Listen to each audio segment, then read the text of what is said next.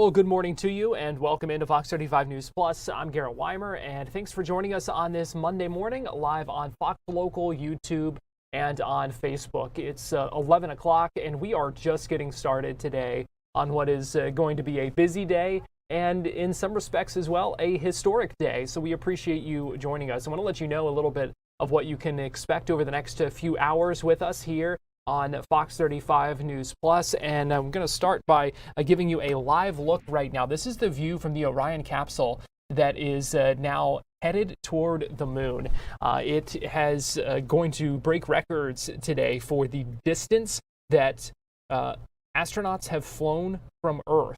That crew of Artemis II, those 4 astronauts are going to break the record from the humans' farthest distance from Earth around 1:56 p.m.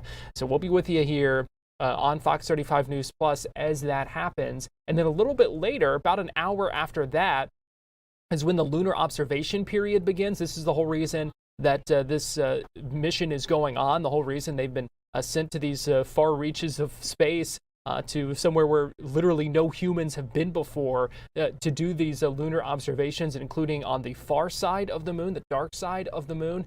That's going to be happening coming up a little bit later today as well, just before 7 o'clock, actually, where the crew on Artemis II is going to lose communications with NASA on the ground for about 40 minutes. While that happens, but they'll get the chance to observe the moon and do all of the things that had sent them up there in the first place. So that's going to be coming up a little bit later today. And again, we'll have much more coverage starting around in the 1 o'clock hour. That's when NASA is beginning to do some of their live streaming for the lunar observation day for Artemis II. And so we'll be checking in on what's going on as they reach some of those milestones on what is day 6 of the flight for the NASA astronauts, Victor Glover, Reed Wiseman, Christina Cook, Jeremy Hansen.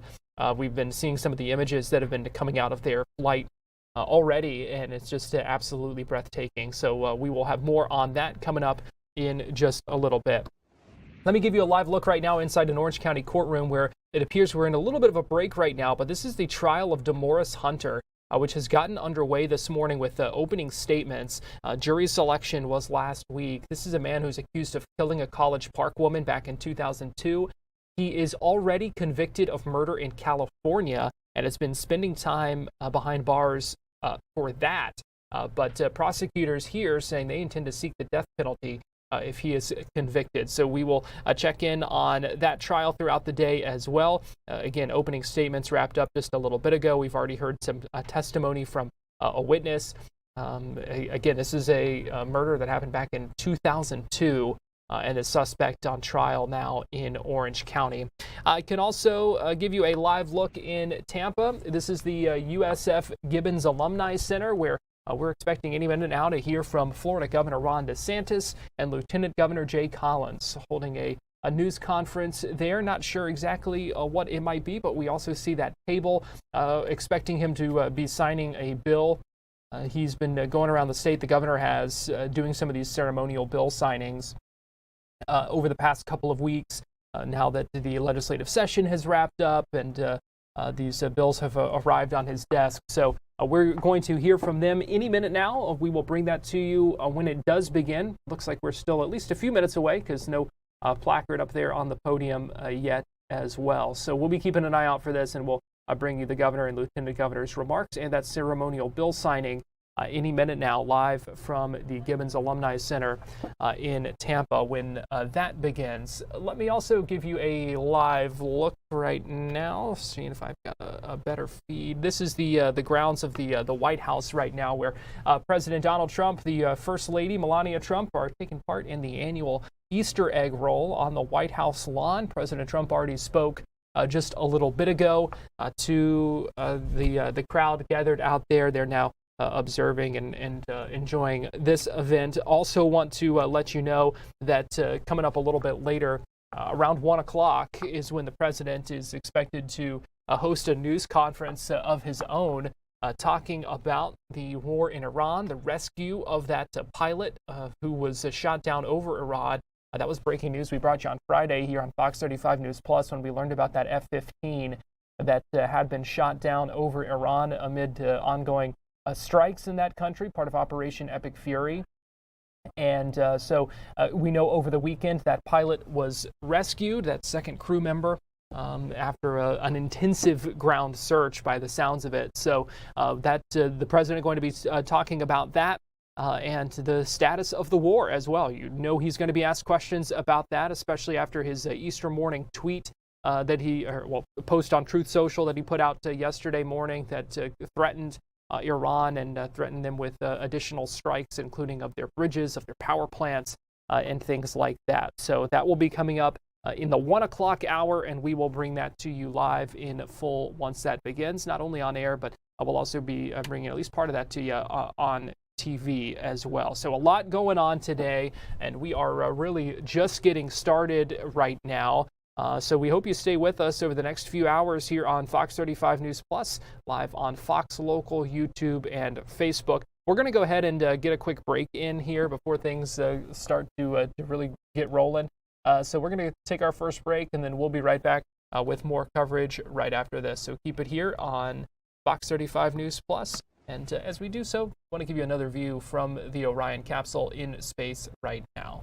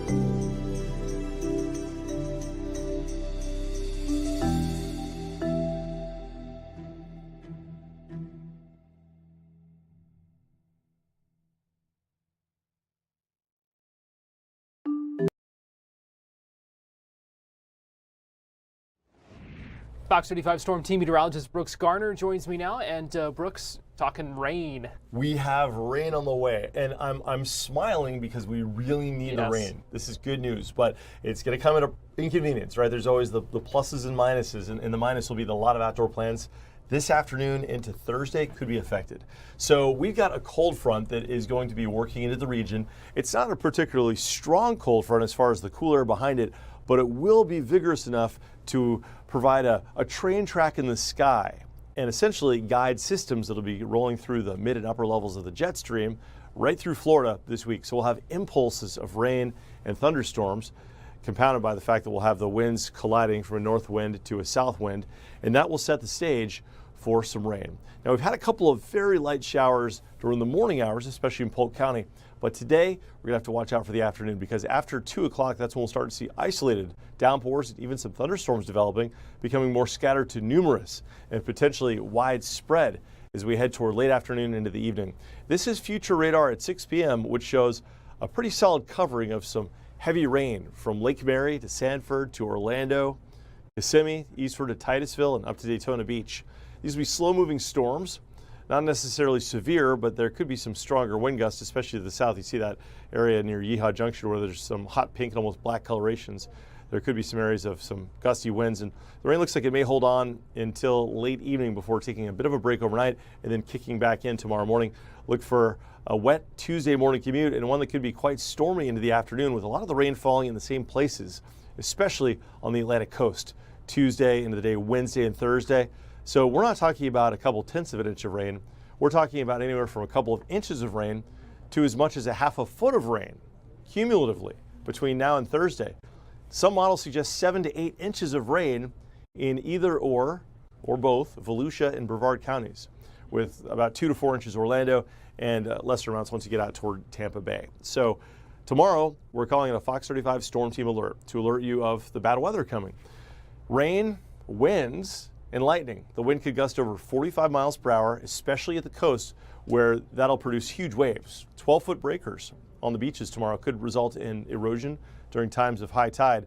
3 to 7 inches of rain, and the rip current risk is going to be extreme. In fact, the National Weather Service is urging people to stay out of the water on the Atlantic side for the week. Unfortunately, this past weekend there was a rip current death in Juno Beach near north of West Palm near Jupiter.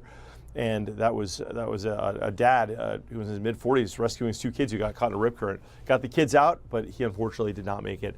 And that comes hot on the heels of another rip current-related death in Ormond by the Sea in mid-March. So what a lot of people who are especially on vacation here don't realize is that when there's a lot of wave action on the east coast of the Atlantic, here in Florida, because of the consistency of the sand and the way the current's set up, it's a very dangerous situation. If you go swimming, make sure you do so near a lifeguard. Okay, so let's talk wind gusts. Today, wind gusts about 15 to 20, not a big story, but tomorrow we could see wind gusts easily ramping up to 35 to 45 miles per hour on the Atlantic coast. A northeast wind, not good surfing weather, even if you're an experienced surfer, because with that kind of a push on shore, it's going to be like a washing machine. Not very clean wave action, to say the least. Rain chances will be quite high tomorrow at an 80% chance, and then dropping off to a 40% chance by Thursday, but still a chance. So here's a look, and it's a preliminary look at rainfall total estimates. On average, there will be areas where there are higher totals, even in the areas that we're showing here is not very high.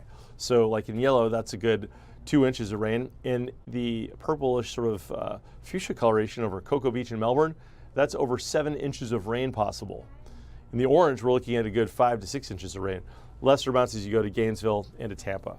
So it's going to be a lot of rain. All right, so this afternoon, a 70% chance along I-4 and then heading to the beaches. 80% chance tomorrow. Will there be severe weather?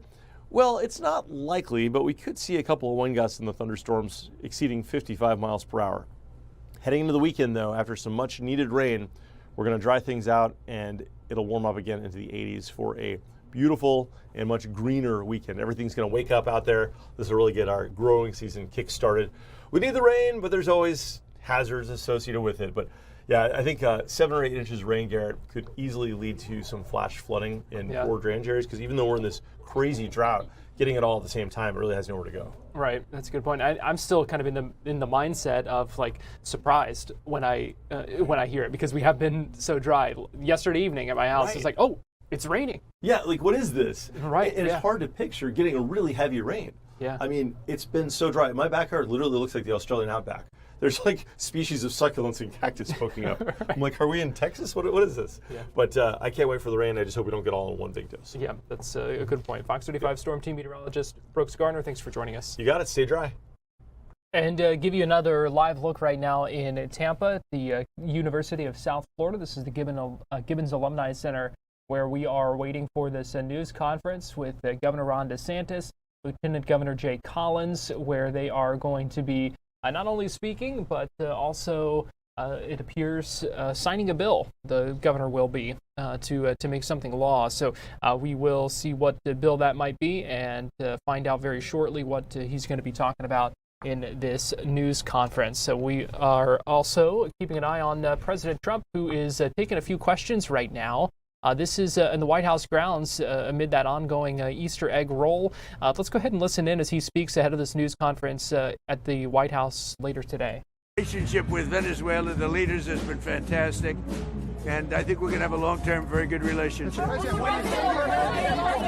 And it might be beyond long-term. You understand what Mr. President, when you say the American people don't want that, how do you know that? Are you listening to polls? Well, I tell you what, I'm pretty good at this stuff, and I go around and I check. They'd like to see us win and come home. And I appreciate CNN for the first time maybe in my life. They did a poll, and everyone's saying, oh, is Trump losing MAGA? No, I'm not losing MAGA. MAGA loves what I'm doing. And CNN did a poll of MAGA voters, a big poll, very important poll, Harry. And he went on, he said, this is amazing, 100% support. He said, I've never had a 100% poll at anything before. And do you support Trump, MAGA people, which is, by the way, mostly Republican. And if you look, I would say MAGA makes up a majority, like about 95% of the Republican Party, all right? So they went out, they did a poll, and CNN came back 100% support. So they support what we're doing, but they would like to see it end and come back. But remember, wars last years. We're in there for 34 days. And we've obliterated a very powerful country in 34 days. Yeah, if it were up to me, I'd like to keep the oil. I just don't think the people of the United States would really understand. 45-day ceasefire. Do you like that? How is it taking care of the Iranian people if you're bombing? Yeah, who you with? Who you with? PBS. Well, that's a radical left group of lunatics that you're with. Let me just tell you, very fair question. The Iranian people, when they don't hear bombs go off, they're upset. They want to hear bombs because they want to be free. And the only reason they're not out protesting, you know that, is because they were informed that if they protest, like the wrestler and his friends, if they protest, they will be shot immediately. And that's an edict, that's in writing. If they protest, if they go out in the streets, they will be immediately shot. They don't have guns. You know, we sent some guns, but the group that was supposed to give, which I said would happen to my people, I said it, I called it exactly. We sent guns, a lot of guns. They were supposed to go to the people so they could fight back against these thugs. You know what happened? The people that they sent them to kept them because they said, what a beautiful gun, I think I'll keep it. So I'm very upset with a certain group of people, and they're going to pay a big price for that. But the Iranian people will fight back as soon as they know they're not going to be shot and as soon as they can get weapons. If they had weapons, not many of them, if they had weapons that would go in the other way, and you know what would happen? Iran would give up in 2 seconds because they wouldn't be able to take it. But in Iran, they have absolutely no weaponry, and they've been told point blank, if you come out to the streets, you will be killed.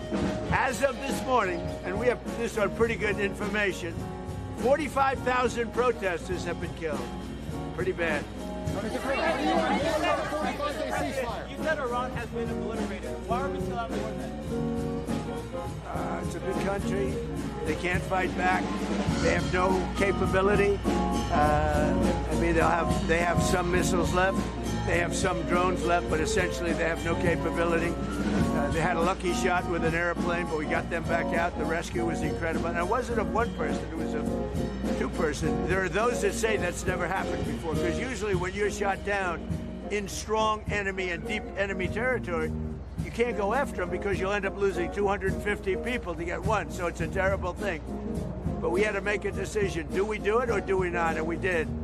And, you know, we have some helicopters with a lot of bullet holes in them right now. Probably you know that. No, I'm very honored to have rebuilt our military. We rebuilt our military in my first term. I'm using it in our second term. And we are the most respected country anywhere in the world with the greatest military anywhere in the world. Thank you. So we have a news conference. You'll all be there, so you can ask the question in a little while. We have a news conference in a little while. What would you like to ask her? What she wants to say. Madam First Lady, can you tell us your lessons to children who find themselves? Well, all of this is happening for their future, so they will be safe in years to come.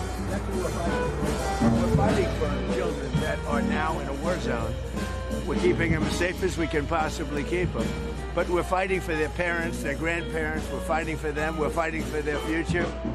And I will tell you, it was given to me loud and clear. The time the Iranian people are the most unhappy when you hear bombs all over is when those bombs stop. That's the problem. It's, when they stop, because that means that, are they coming back? We want to have them back. And, you know, everybody knows it. Everybody sees it. So hopefully it could be over with quickly. Again, there are lots of different alternatives. We have many alternatives. We could leave right now, and it would take them 15 years to rebuild what they have. We could leave right now. But I want to finish it up. Iran, ready, cannot have a nuclear weapon.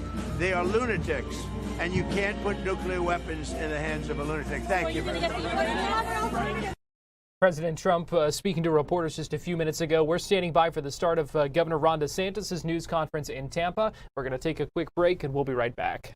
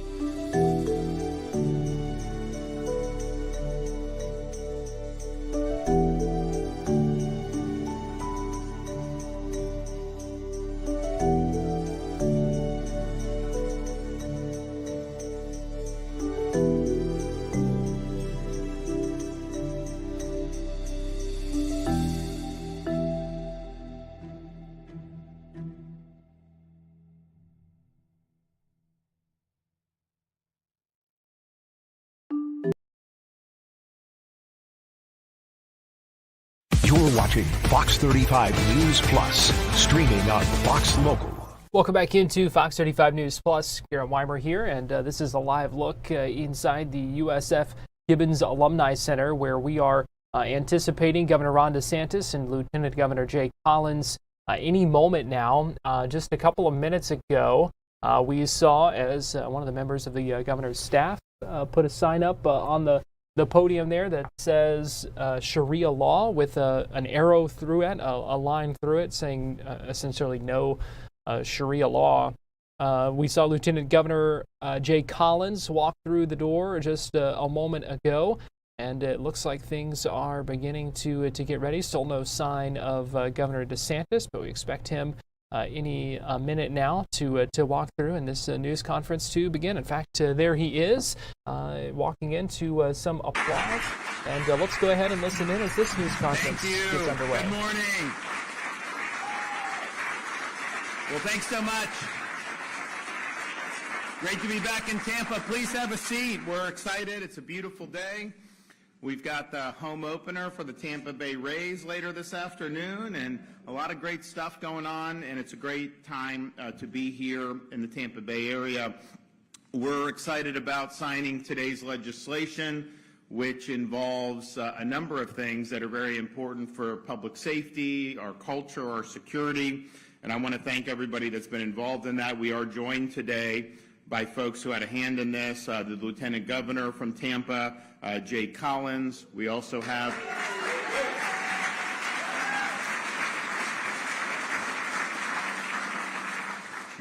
our incoming Florida Senate President from down in Bradenton, Jim Boyd, who's a friend of mine.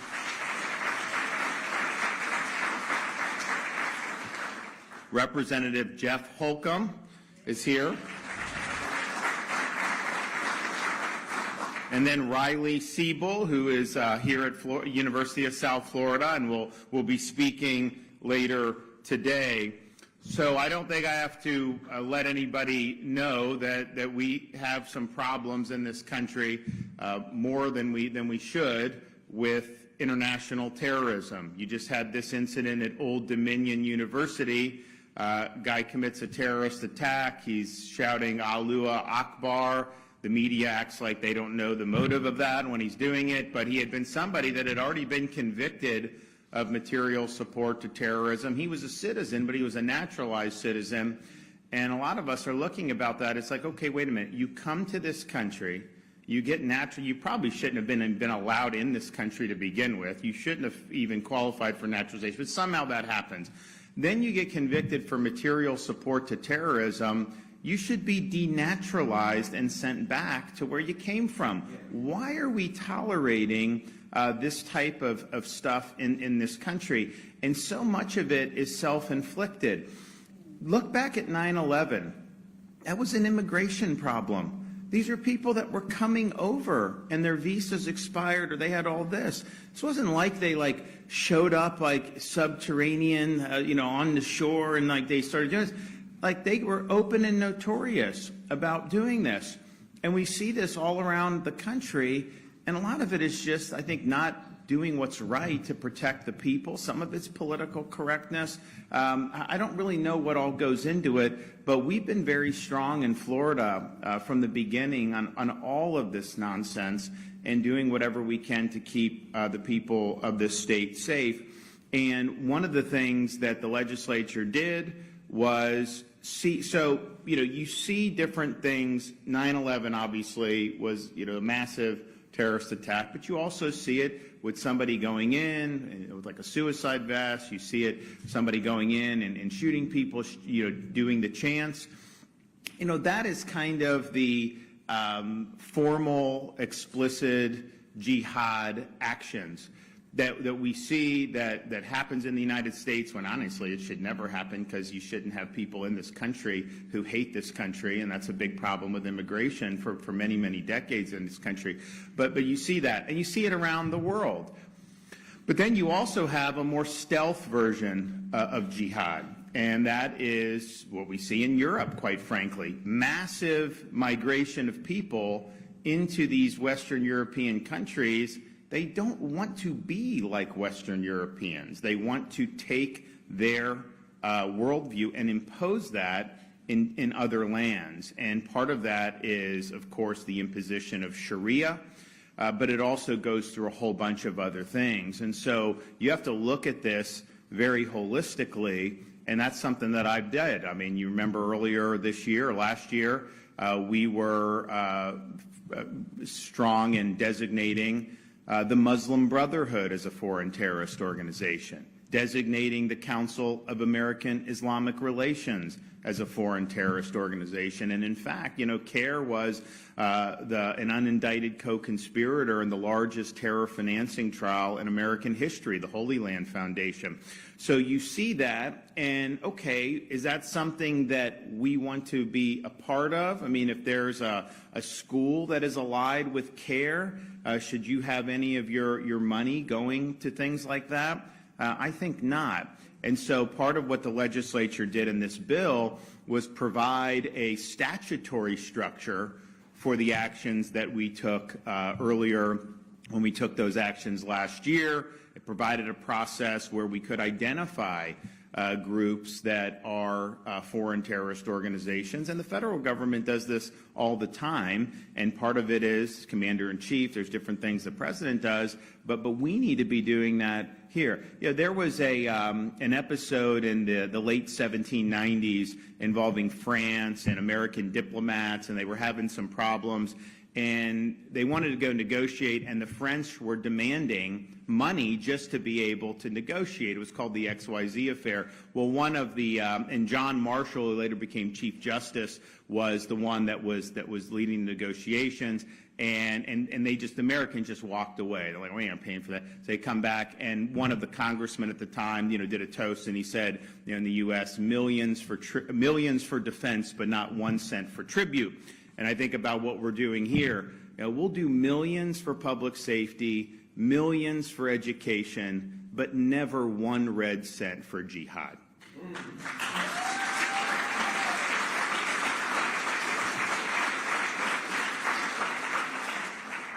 So the legislation we'll sign today is the strongest action Florida has ever taken to protect its people from this influence, and obviously it spans finance, it spans political, it spans culture, and then of course it can be overt acts like we've seen in Old Dominion and other places around the country. I'm proud to be able to sign the bill today. I think it's something that we asked for many months ago, and I know there were a lot of folks in the legislature who were very strong in wanting to deliver something really meaningful. So this will help the state of Florida protect you. It'll help us protect your tax dollars. It'll help us protect things that should not be happening in the United States of America, but certainly shouldn't be happening in the free state of Florida. So this is going to be a big deal. We're going to have a lot of folks, I think, that are going to be appreciative. They'll sue us like they do on everything, and we'll win on appeal. Probably not in the district because they know which judge to go to, and we always lose. But we almost always win on appeal, and I think that'll end up happening with what we're doing here. Now, there's some other things that were part of this package that we may need to add in upcoming, because I think there were some things that really need. I mean, for example, Florida doesn't ban cousin marriage, and that's a hanging curveball for us to do. We need to do that. Other states have done it. I don't know why we wouldn't, but obviously that feeds in to some of the stealth jihad that we see, when you're allowing things like that. It's things that are coming in from other cultures that are not consistent with the United States culture, and certainly our culture here in Florida. So this is important, but the larger issue is we have got to stop as a country importing people that reject the values of this country. And that's just been going on for a long time. Why should we be having to referee some of the stuff that ends up happening when you shouldn't? I mean, you have Soleimani's niece here, and they just revoked her visa or whatever they did, which I support that. But I'm like, how did it get to where she was even here to begin with? What is about our laws or the administrative bureaucracy over a period of, I think, 4 or 5 years where you're coming in, you're getting this visa, getting this green, and I'm just thinking to myself, like, that is not what we need to be doing to protect the American people. And there's just this view that somehow someone just shows up and they just have a right to be in this country. You don't have a right as a foreigner to be here. And if you're somebody that's coming, is that going to benefit the American people or not? And if it's not going to benefit the American people, then why are we even having this conversation? Everything we need to do is about supporting the people that we were elected to serve. And we're doing that in this bill. I know more needs to be done throughout the country, but I think we do have momentum on our side, and we're going to keep going forward. So thanks for the folks that were involved in this and the legislature. There was a lot of citizens that were very instrumental in making sure that we did something robust this legislative session. And I know there's a lot of things out there that people want to see, and sometimes you got folks that listen to you, and sometimes they just don't want to hear it. And on this one, I think that the voices were very loud, and I don't think there was any way that they were going to be able to not deliver and deliver big. So thanks for everyone that's been involved. All right, we're going to hear from some speakers, and then I am going to sign the bill, and we'll make it official. So we'll start with our Lieutenant Governor, Jay Collins.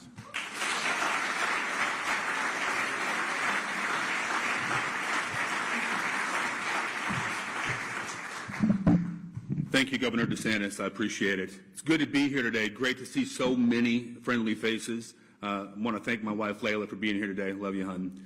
And go Bulls.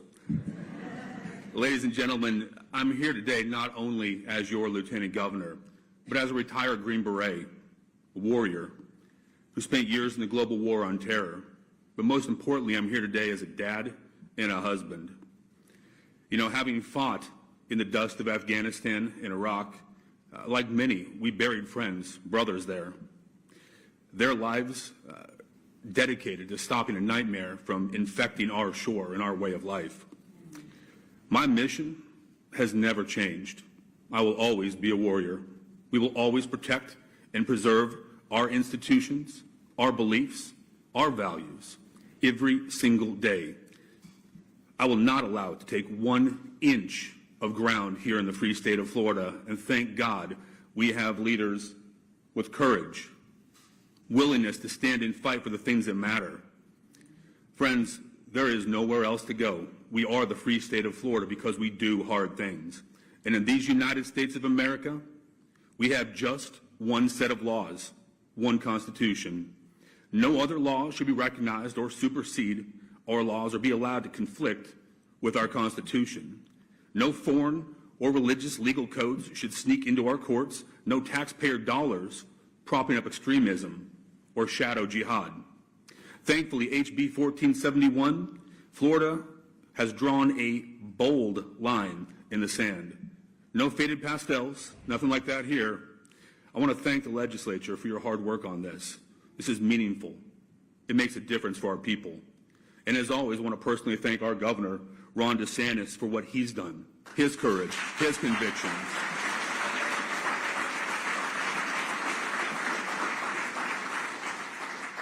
Now, let's just talk a little bit about a couple of those provisions that the governor mentioned. Let's talk about Sharia law. It is not some personal spiritual guide. Simply put, it is not consistent with our values or the values of our Constitution. Rather, it is a complete legal and political code drawn straight from the Quran and the words of Muhammad himself. Those are primary facts from primary sources. Under Sharia law, let us not forget that in Iran, they arrest, torture, and kill women for loose hijab. 1/5 of marriages in Iran are minors because of Sharia law. In Afghanistan, the Taliban banned women from school and silenced voices in public. I have personally seen women murdered for wanting an education and so much more.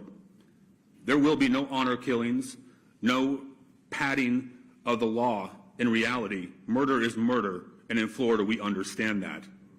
Today, Florida says no, not now, not ever, in the free state of Florida. HB 1471 removes the possibility before it ever touches our children. It also creates a state terrorist designation process with real teeth. FDLE's chair of domestic security can flag domestic or foreign terrorist organizations. And in Florida, we have it very simply put. We will designate, defund, and dissolve people who don't stand for our values. Material support, now a felony. To give money, guns, or military training to those savages, it's a felony. Join them with intent to spill blood, also a felony. We don't play games. We will hold you accountable because that is what we have done in the free state of Florida. The education system also got a little cleanup, and it's good to see that. Private voucher schools cannot affiliate students who promote them, meaning support extra-legal violence, can get expelled, lose in-state tuition, scholarships, and fee waivers. Public universities can't spend a dime promoting terrorism or jihad. That is exactly how it should be.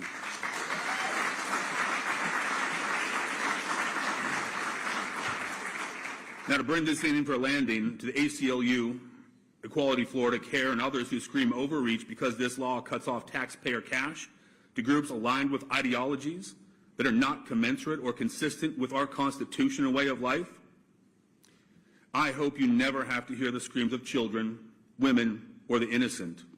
We will stand for our principles that you want to blemish and ignore. But don't fall for the rhetoric and insert political games in this state. HB 1471 is not about politics.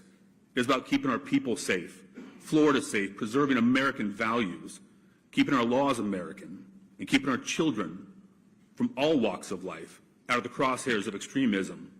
If you support groups that want to replace our Constitution with barbaric law, Florida has a message. I have a message. We see you, we will designate you, and we will destroy your ability to operate here, period. Thank you, God bless you, and God bless the free state of Florida.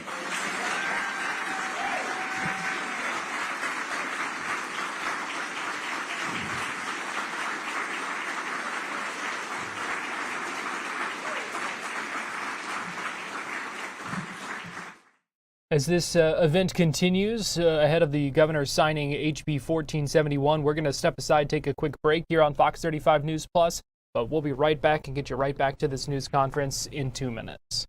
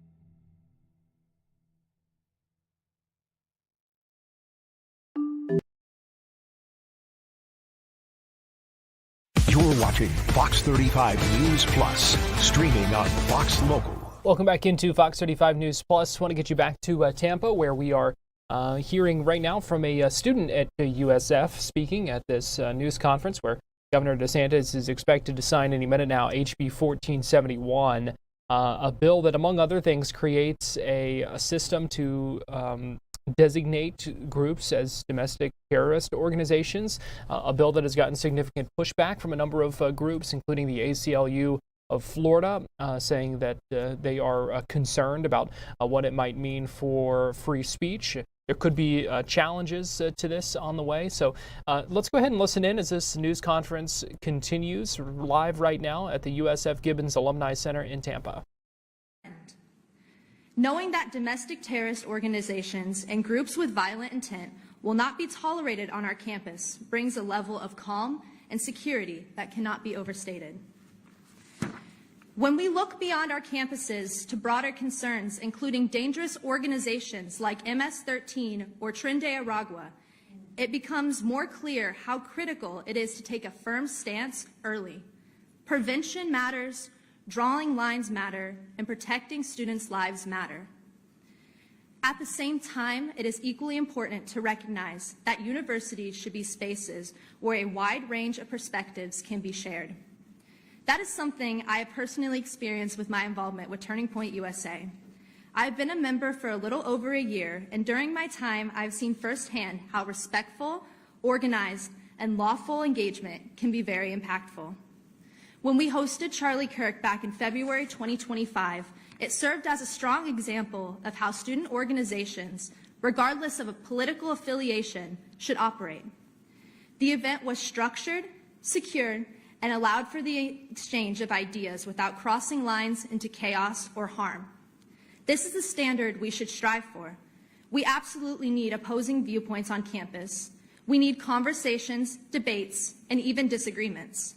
But the moment an organization violates the student code of conduct, promotes violence, or crosses into supporting domestic terrorism, that's where the line must be drawn. There must be accountability. As a student, I am incredibly grateful to live in the state of Florida, a state that prioritizes both freedom and safety. I'm proud to be a bull at the University of South Florida, a school that works in cooperation with the state leadership to assure that students are protected and that campus organizations are held at a high standard. It is reassuring to know that our state government is not turning a blind eye to these issues, but instead is taking proactive steps to address them. That kind of leadership makes a difference in everyday lives of students like myself. In closing, today's bill represents more than just a policy. It represents a commitment to student safety, a commitment to responsible freedom, and a commitment to assuring that our campuses remain places where ideas can be shared without fear. My experience at USF shows me how quickly things can escalate when that balance is lost. But today, standing here, I am hopeful. Hopeful that with measures like this in place, we can protect both our rights and safety moving forward. Thank you again, Governor DeSantis, and everyone involved for making this possible. It was an honor to be here today.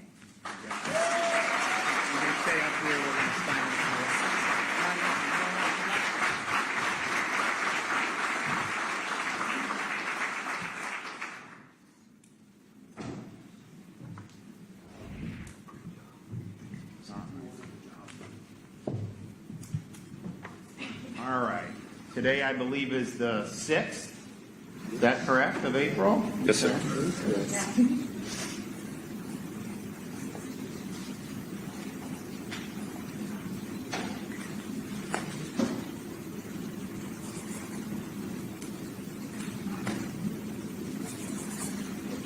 wants one? Okay, thank you. Anyone else? Yes, sir. Anyone in the peanut gallery want one?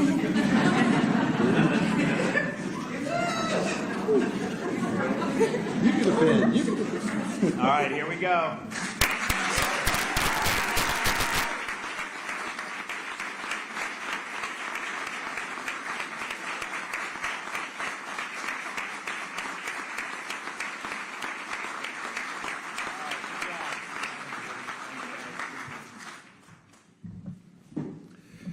Well, that'll be meaningful, and I know that FDLE, they're going to be working already on formulating the folks that we are going to designate. And I had mentioned the Brotherhood and CARE, but you also have Antifa that needs to be taken care of. You've got Tren de Aragua. We got a lot of things that we've got to get right on here. So this bill gives us the framework to do it, and expect us to be very zealous and robust in how we approach dealing with these groups, particularly when it comes to protecting public safety and protecting your tax dollars from going to any of these institutions. So, okay, do we have any questions in the back?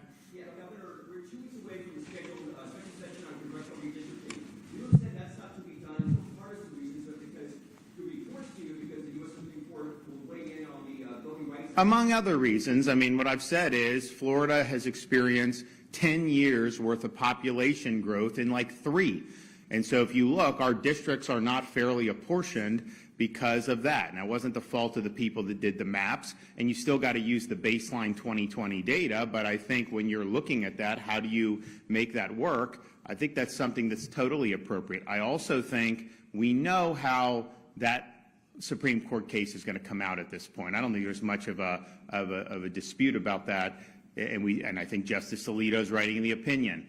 So us looking at our map, understanding the issues in that case, and fixing it, I think that's appropriate. Whether the decision comes before we do it or after, and it'll obviously come sometime between now and the end of June. Normally, cases in October would come down sometime in the spring, but this is a case where you're probably going to have dissents or whatnot. But I'm very confident if there's a map that is consistent with what that opinion will eventually say, that's going to be a map that is going to be upheld going forward. So there's a variety of reasons to be able to do it. As you know, Florida has rules about how the legislature is able to draw. You can't do what they did in California. You have to do it. Our map now is very, very nicely drawn. Now, I didn't do it, but the guys that did it, they did a great job. And the people that try to say this or that about it are not being honest, because it is what it is.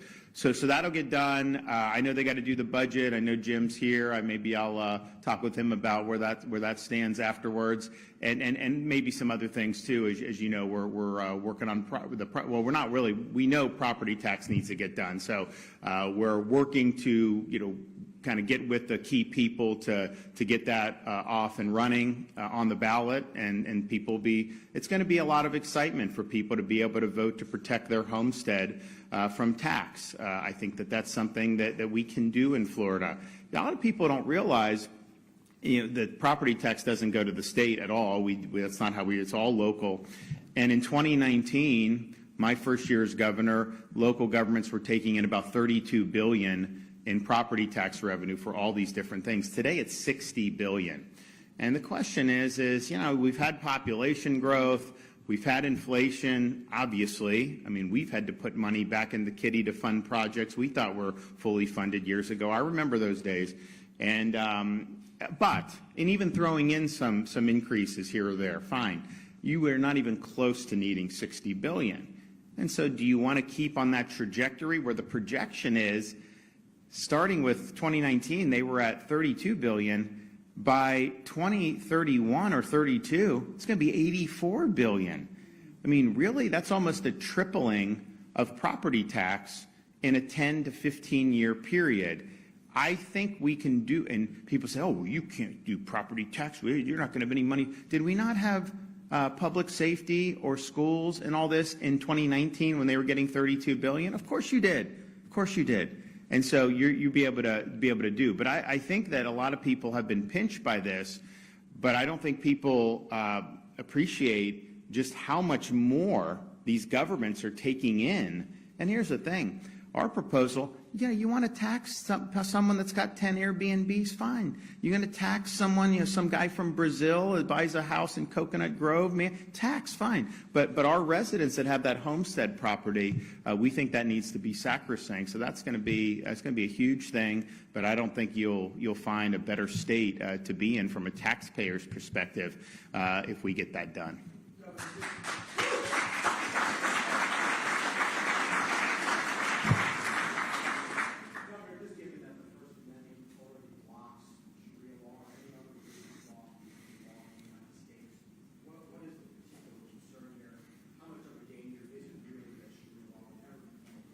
Well, is there a danger in the, is Jim Boyd going to become Senate president and try to institute Sharia on Florida? Obviously not, right?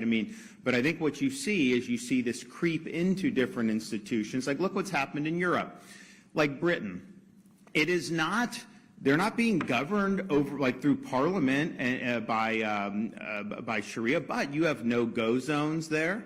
They have communities where they apply Sharia in the community. And so that's different than having a legislature enact it. Now, I think demographically, the goal of a lot of these groups in Europe is to eventually get to where they have sufficient numbers that they can impose it through the political process. And at that point, and that's the thing. I remember when I was in Iraq, we were supposed to, have a democracy and freedom in Iraq. And the thing is, you talk to these people on the ground, these were Sunni Arabs. Their view of freedom was Sharia. That's what they viewed freedom was. And so it's a totally different concept. But what I see happening in Europe, I see a migration not to assimilate, but to displace the current cultures that are there. And so we obviously are not going to allow that to happen here in the state of Florida, but the bill also does a lot of other things involving institutions or group that are linked to any terrorist organization. And again, you can have these groups that may not be waging physical war-type jihad. They may be waging a stealth jihad. They may be waging a financial jihad. To me, that's still jihad, and we've got to stop it. And this bill provides the structure to be able to do it. But I think the threat is a little bit more nuanced than to just say all of a sudden we're going to wake up and the legislature is going to do that. That of course that won't happen anytime soon. But the more that we're able to do to protect against that, I think is going to benefit Floridians for many, many years. You know, they're talking about in like Texas doing these like massive housing developments that are governed by Sharia. That's a non-starter in Florida. That is not something that is going to work. So it's those types of things rather than just saying all of a sudden the Florida legislature is going to start to implement. But yeah, so this was good. And again, what we've done in Florida time and time again is we get ahead of things before other states are doing it. So this is probably the most robust action that's been taken anywhere in the country. But would you expect anything different from us? I mean, that's kind of what we do. Oh, you shouldn't be worried about this.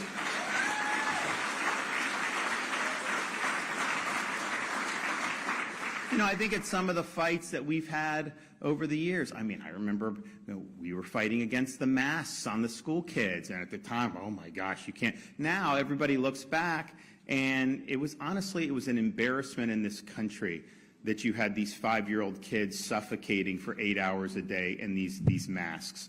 They didn't protect them from anything. They did accumulate a lot of germs and probably made it to where they're catching other things. But it's like, you know, so we were so far ahead of that. Now this, we were ahead against the corporate wokeness. You know, we had the little tussle with Disney, but at the time, these corporations were trying to impose this worldview through now. That doesn't happen in Florida. You don't see that anymore. So it's like, okay, had we not stepped up, who knows what would have ended up happening. You look at some of the curriculum in schools that we put our foot down on, trying to do indoctrination, particularly of the youth, on gender ideology and things. Now you see the tide's turned on that. You know, we got into it when we were very much swimming upstream. So that's just what we do, and we want to make sure that we're doing it in ways that are going to be really meaningful. And look, we're not trying to set the standard for others, but I think the reality is we've typically set the standard for others. Yes, ma'am.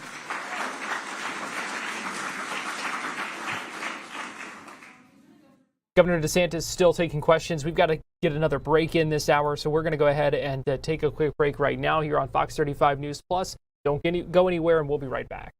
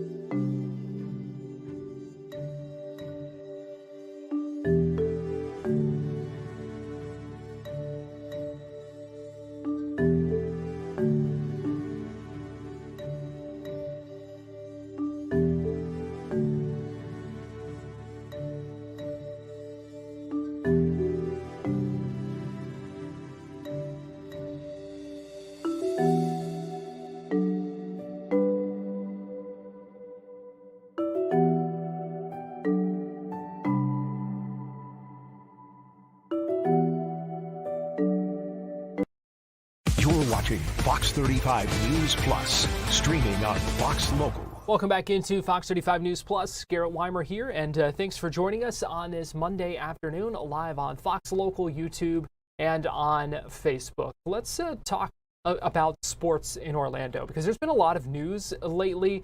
We know last week the official announcement was made that the Jags are coming to Orlando in 2027. A lot of excitement over that. Meanwhile, we have a couple of new teams that have launched just in the past couple of weeks as well, including the Orlando Storm. They had their second game over the weekend at Interco Stadium. The Orlando Pirates in the Indoor Football League playing their first game at Kia Center. And so a lot of things have been going on with these new sports leagues and new opportunities for sports here in Orlando. And so we started wondering what this means for us here in our area. And so we're going to bring in now J.C. Carnahan with the Orlando Business Journal, who is joining us live now. And J.C., we appreciate you joining us this afternoon. There's just been so many different things going on lately that really seem to be at least good opportunities for Orlando. Yeah, from a sports fan's point of view, there's always something to kind of follow along with here in the Orlando area. I know a lot of sports fans like to, say, hey, we're not big time yet in terms of, having all the pro sports leagues that a lot of bigger cities have.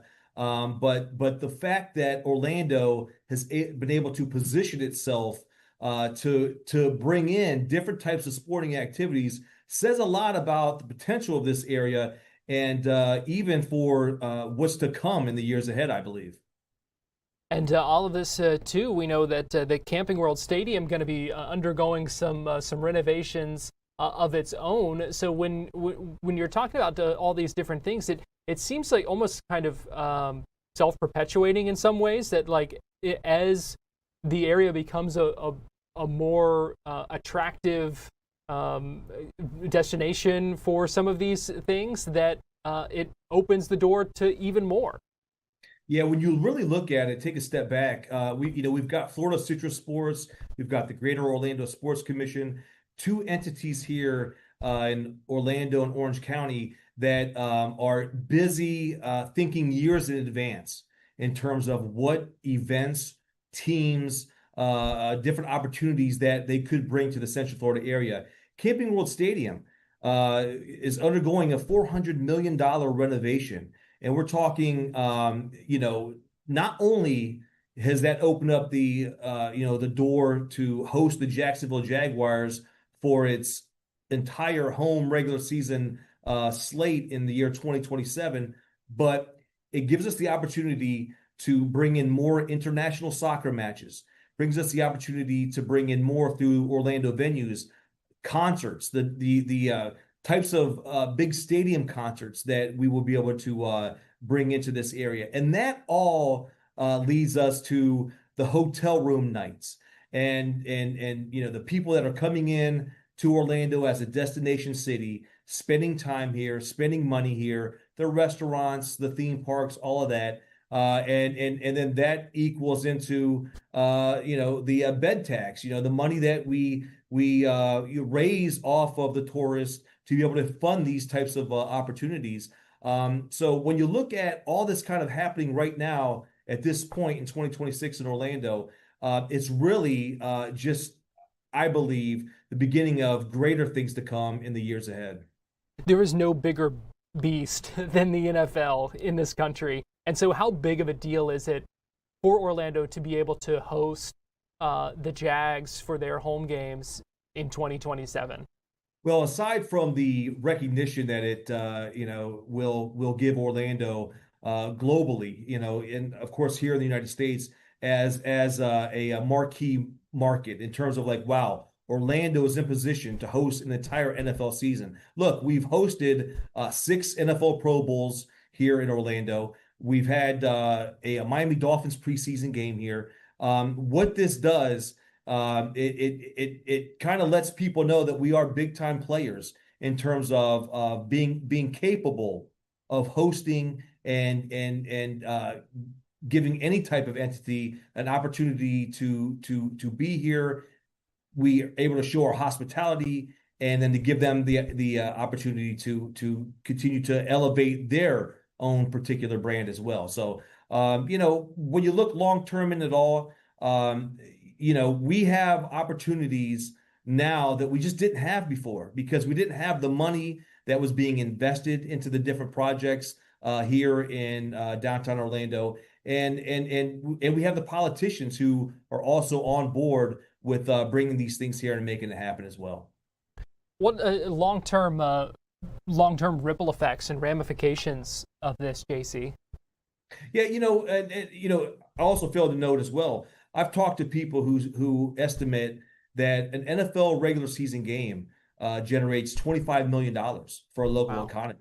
Okay, so if you look at 7-8 regular season games, what that Jacksonville Jaguars season could mean is pretty substantial. Looking ahead, there's a potential. There's been a lot of chatter in the past week about the Tampa Bay Buccaneers also needing a stadium upgrade over in Tampa.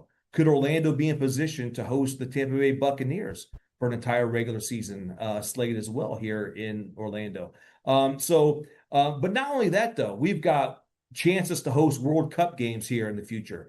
We've got chances, that's men's and women's. We've got chances, to host Olympic Games, to host different Olympic events here in the years ahead as well. So everything that you can imagine, I guarantee you, the people who are involved in trying to bring events to this Central Florida region, they are already thinking years ahead to try to make those things happen. Yeah, we've seen Miami become a destination for so many of these large events. The World Baseball Classic, going to be hosting World Cup games, later this year. Is something like that something that we could see Orlando someday, or? Most definitely. I mean, when you look at this World Cup that's coming up right now, Orlando just missed the cut on hosting World Cup games. Now, we did, host some international friendlies here the past couple of weeks, but Orlando was this close to making it happen. So it is a reality. And then you think about, look, we have, as you mentioned at the beginning of the show here, we've got an outdoor spring football team, the Orlando Storm. They're off to a 2-0 undefeated start. Playing at the at the downtown arena as well. They just won their first home game, on Easter Sunday. So for some reason, whether it's minor league, pro league, whatever it is, Orlando, there's still a desire to host sporting events here in the city of Orlando. And with that, obviously, comes the economic impact. But what we need to see, I think, is what's going to happen with that Church Street corridor. We've been reporting a lot on that. Like, what's the future of Church Street going to look like for these fans who come here and take part in these events and want to spend some time either before a sporting event or even after a sporting event in downtown Orlando? That's really, I think, going to be the key ingredient to really be able to push us even further down the road in terms of being a legit sports destination. That's a really good point, because you think of many of these places that you do think of as preeminent destinations, and they have that kind of infrastructure around it, and something like that really brings the people in and keeps the people in that area around those different venues. So really good stuff there, JC. JC Carnahan, Orlando Business Journal. We always appreciate your expertise and your perspective, and thanks so much for taking the time to join us here on Fox 35 News Plus today. Thanks for having me. All the best to you all. Take care. All right. You too. Take care. We're going to take a quick break, and we'll be right back.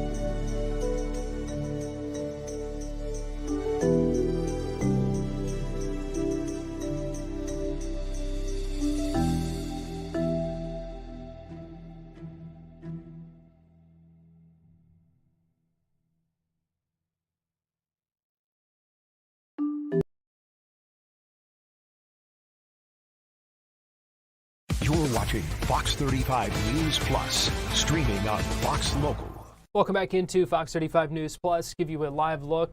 These are the views from the Orion capsule right now. You see the mission elapsed time, 4 days, 17 hours, and 40 minutes that this has been going on. And today is the big day. They are doing their flyby. They're going to set a record for the farthest humans have ever been from Earth. They're going to go places and see things that no human has ever seen before. And so history in the making coming up in just a little bit later today. And we'll have much more coverage of that for you here on Fox 35 News Plus. But I want to bring in Ken Kramer, managing editor of Space Up Close, who joins us live now via Zoom. Ken, always good talking with you, and exciting to be talking today. I mean, this is the whole reason that we sent this crew up to the moon. It's for this very day. It's for this very day. It's super exciting. You had a wide view there from the outside.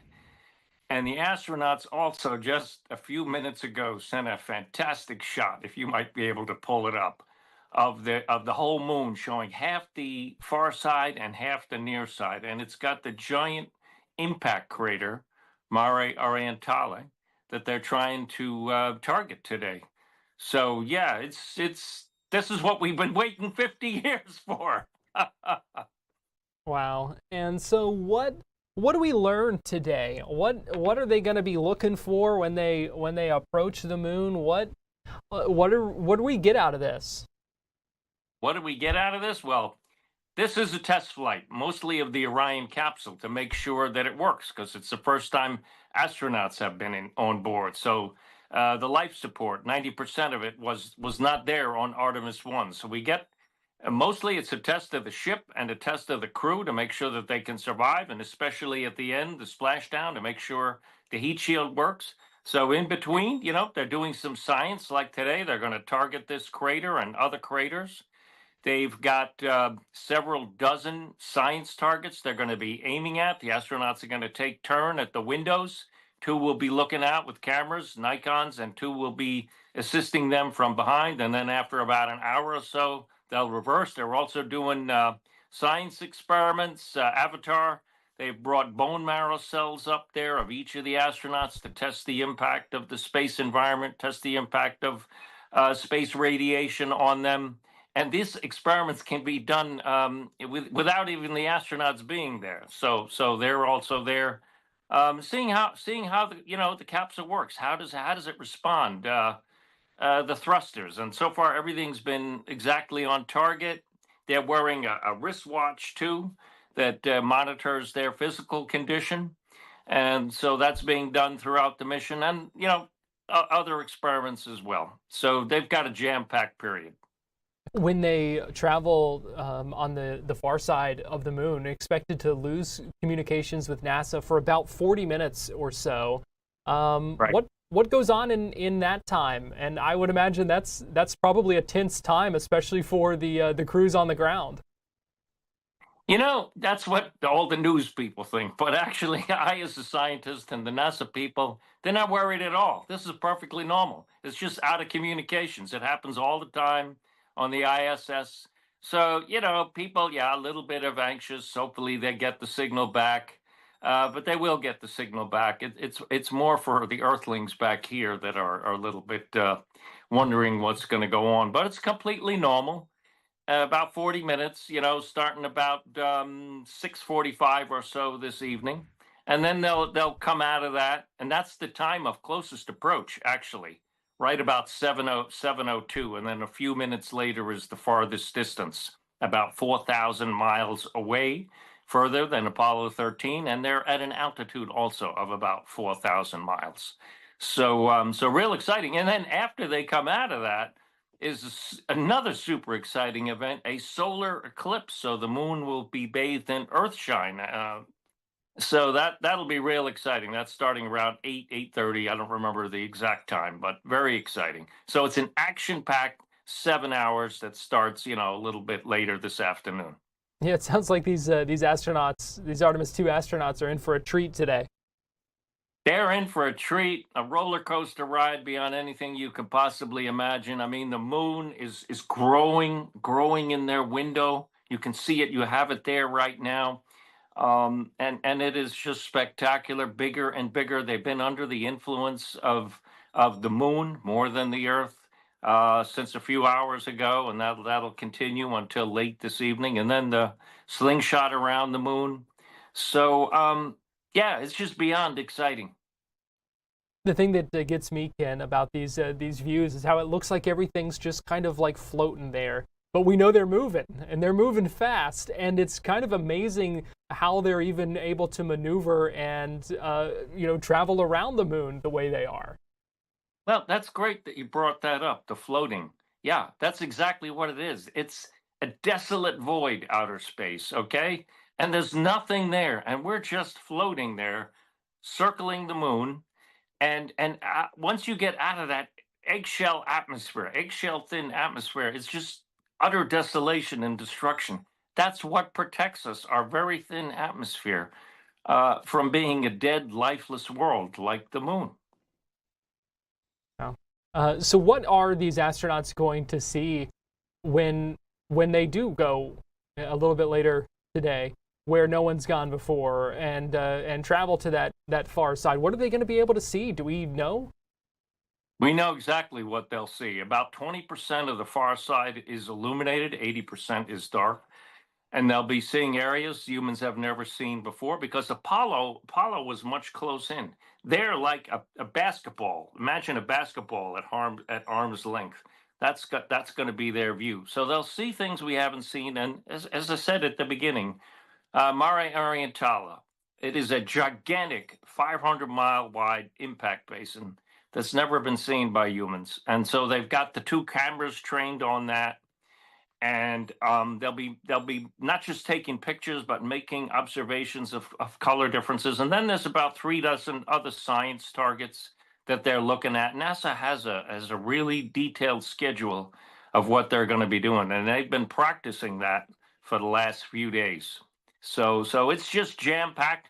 They may not even get through all of the experiments. Each target is going to be about 8 minutes. They think some could last a little bit longer in their observation. They don't want to overwhelm the astronauts, and they want to give them enough time to actually see what they're seeing, and not every second look at something else, and then you don't get too much out of it. So they're going to target very specific craters and basins, and it's all new.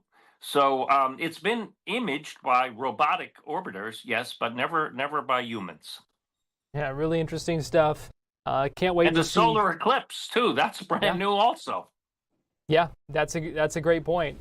Just absolutely incredible stuff. Really excited for what we're going to see today. It's already been, Ken, I think, breathtaking to see, like you said, the images that they've been sending back.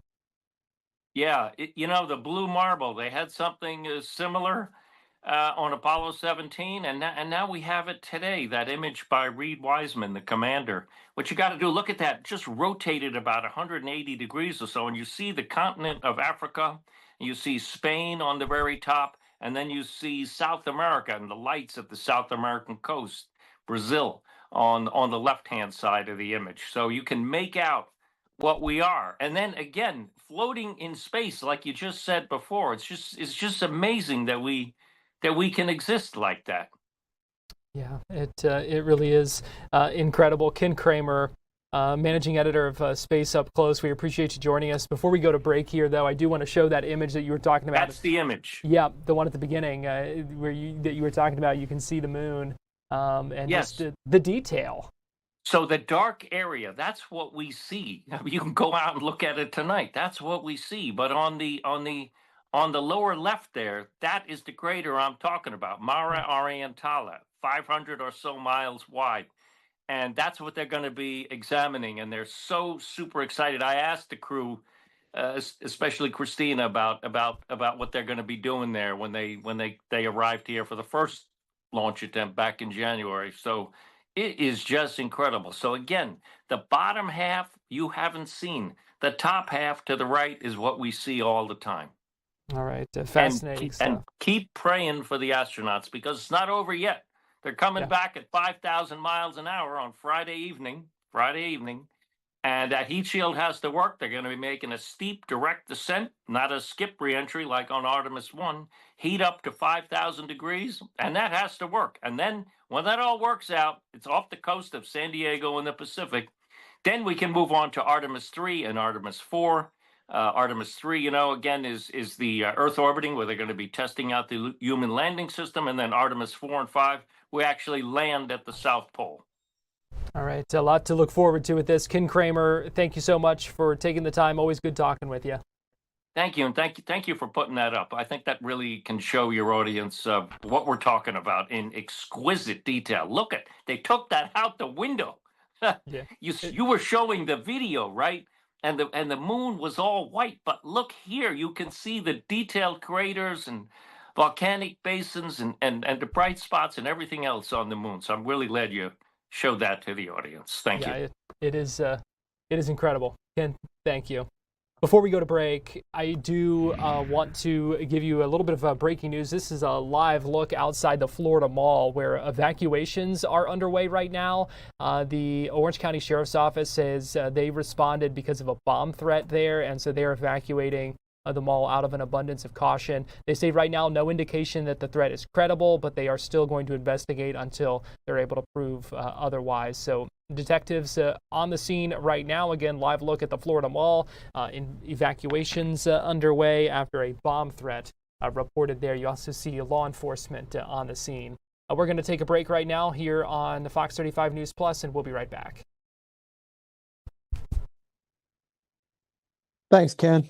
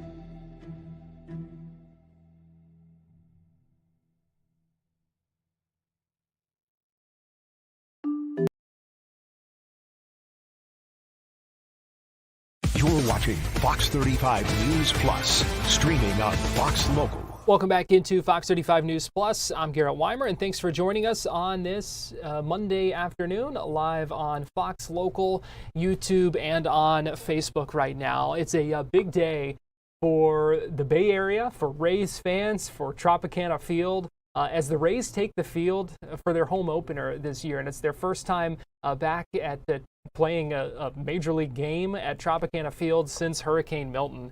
Pleased to be joined this afternoon by Fox 13 Tampa Bay's Kaylee Tracy, joining us live now from the Trop. And Kaylee, good afternoon. It is so nice to be talking about baseball in St. Pete again. I know, you're telling me, right? We have some fans who have lined up outside one of the gates here already, and they're just being let in. The game is at 4:10 this afternoon, so excited to say the least. We talked to some fans who were at Ferg's, which is the local sports bar right across the street.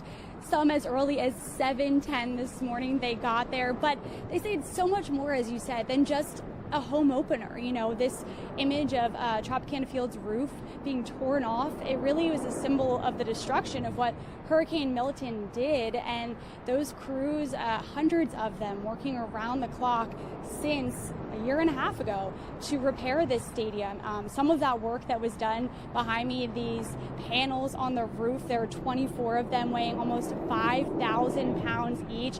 And then after that was done, that installation at the end of last year, that's when they had to go inside and they could start the repairs. They had to wait for the roof to be done, and then they started doing things like, of course, the turf. They had to go into the locker room, they had to replace the lockers, the carpet in there, the sound system, the lighting, just about everything. You know, we saw, obviously the roof was the big damage a lot of people saw, but because of it, that it was torn off, a lot of stuff inside got pretty badly damaged too. So it's a fresh coat of paint, to say the least, here at Tropicana Field ahead of the game this afternoon. But Kaylee, I think it looks nicer now than it has in years. Yeah, you got that right. And inside too, we had one of our reporters that got an inside look this morning. It's brighter inside, and they say that the roof, it is stronger, but it's one panel versus two inside when it comes to how much light is allowed in. And the grounds crew told our Kelly Cowan this morning that the players have actually said, hey, we like this better. It's easier to track the ball for, you know, a pop out or that sort of thing. They can see the ball clear, whereas the previous roof, the ball kind of blended in with the roof there. And there's a lot of other really cool things that we've seen. Some of the players are just taking everything in. They're looking at the turf.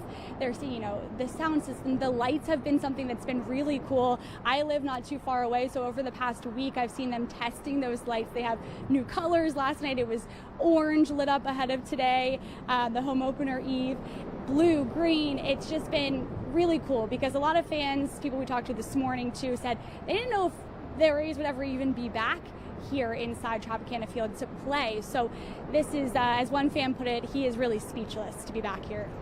And it's great to see those fans piling in already. We know it's going to be a sold-out crowd there today, so it looks like fans are excited and ready. Yeah, and really cool thing that they're doing pregame, the pregame ceremony at 3:30. They're honoring those crews that have worked on the repairs here, so that will be pretty special for the sold-out crowd to see as well. All right, Fox 13 Tampa Bay's Kaylee Tracy.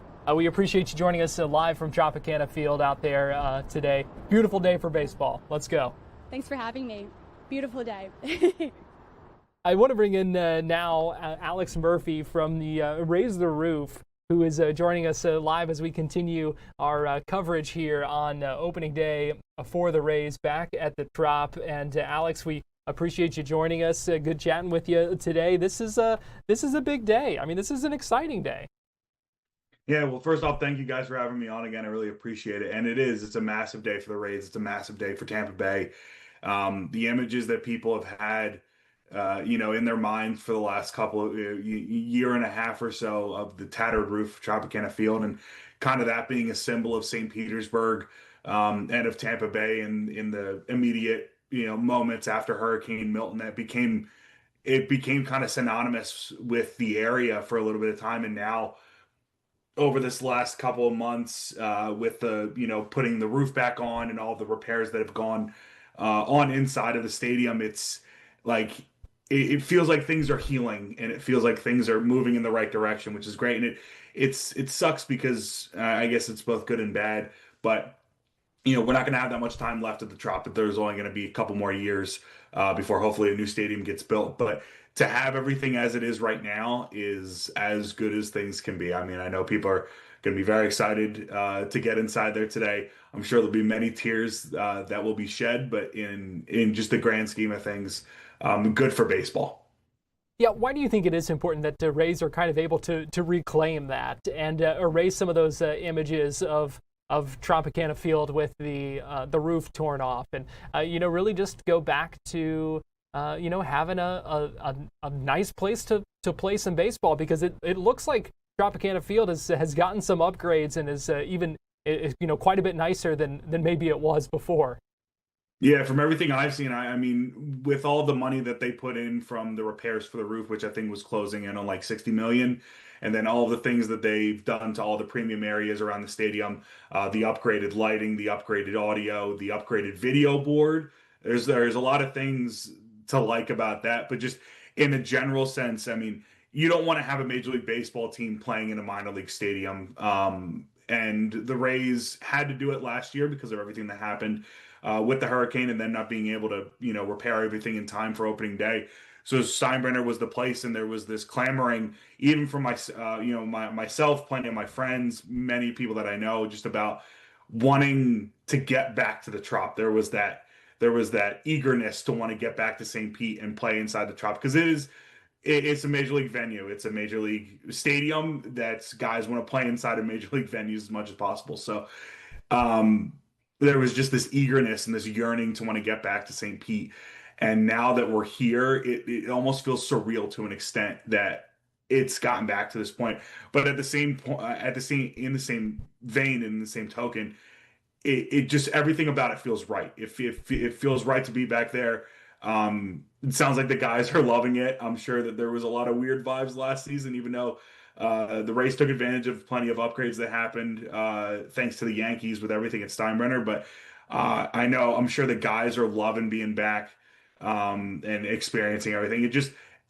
It's like everything is just lining up in the right way right now. A lot of positive momentum around this team, and just getting back to the Trop, I think, is only going to help out with that momentum moving forward. And talking about it just feeling right, how about having Shane McClanahan on the mound for this opener, the home opener at the Trop today? How right is that? It feels incredible. If you're a Rays fan and you see a guy who hadn't been on the mound in nearly 1,000 days take the mound at Tropicana Field for the first time, what was it, like 562 days, 561 days since the Rays have last played a game there. And it's been even longer for Shane. That feels surreal in so many ways. And Shane looked really solid in his first start of the season. He encountered some trouble in the 5th inning, looked really, really solid up until like 2 outs. Wheels kind of fell off. He couldn't get that last out. But now that he's got that first start under his belt, hopefully things will go in the right direction. I would love, if he goes out there, he throws 5 innings, gives up 2 earned runs or less. That's a really good start for him. That builds a lot of positive momentum for Rays fans, and just gives people plenty of things to smile about today. Yeah, what do you make of how this team has performed so far? Yeah, so they've been in a lot of games, which is good. So positive. They're staying in games. They're being competitive.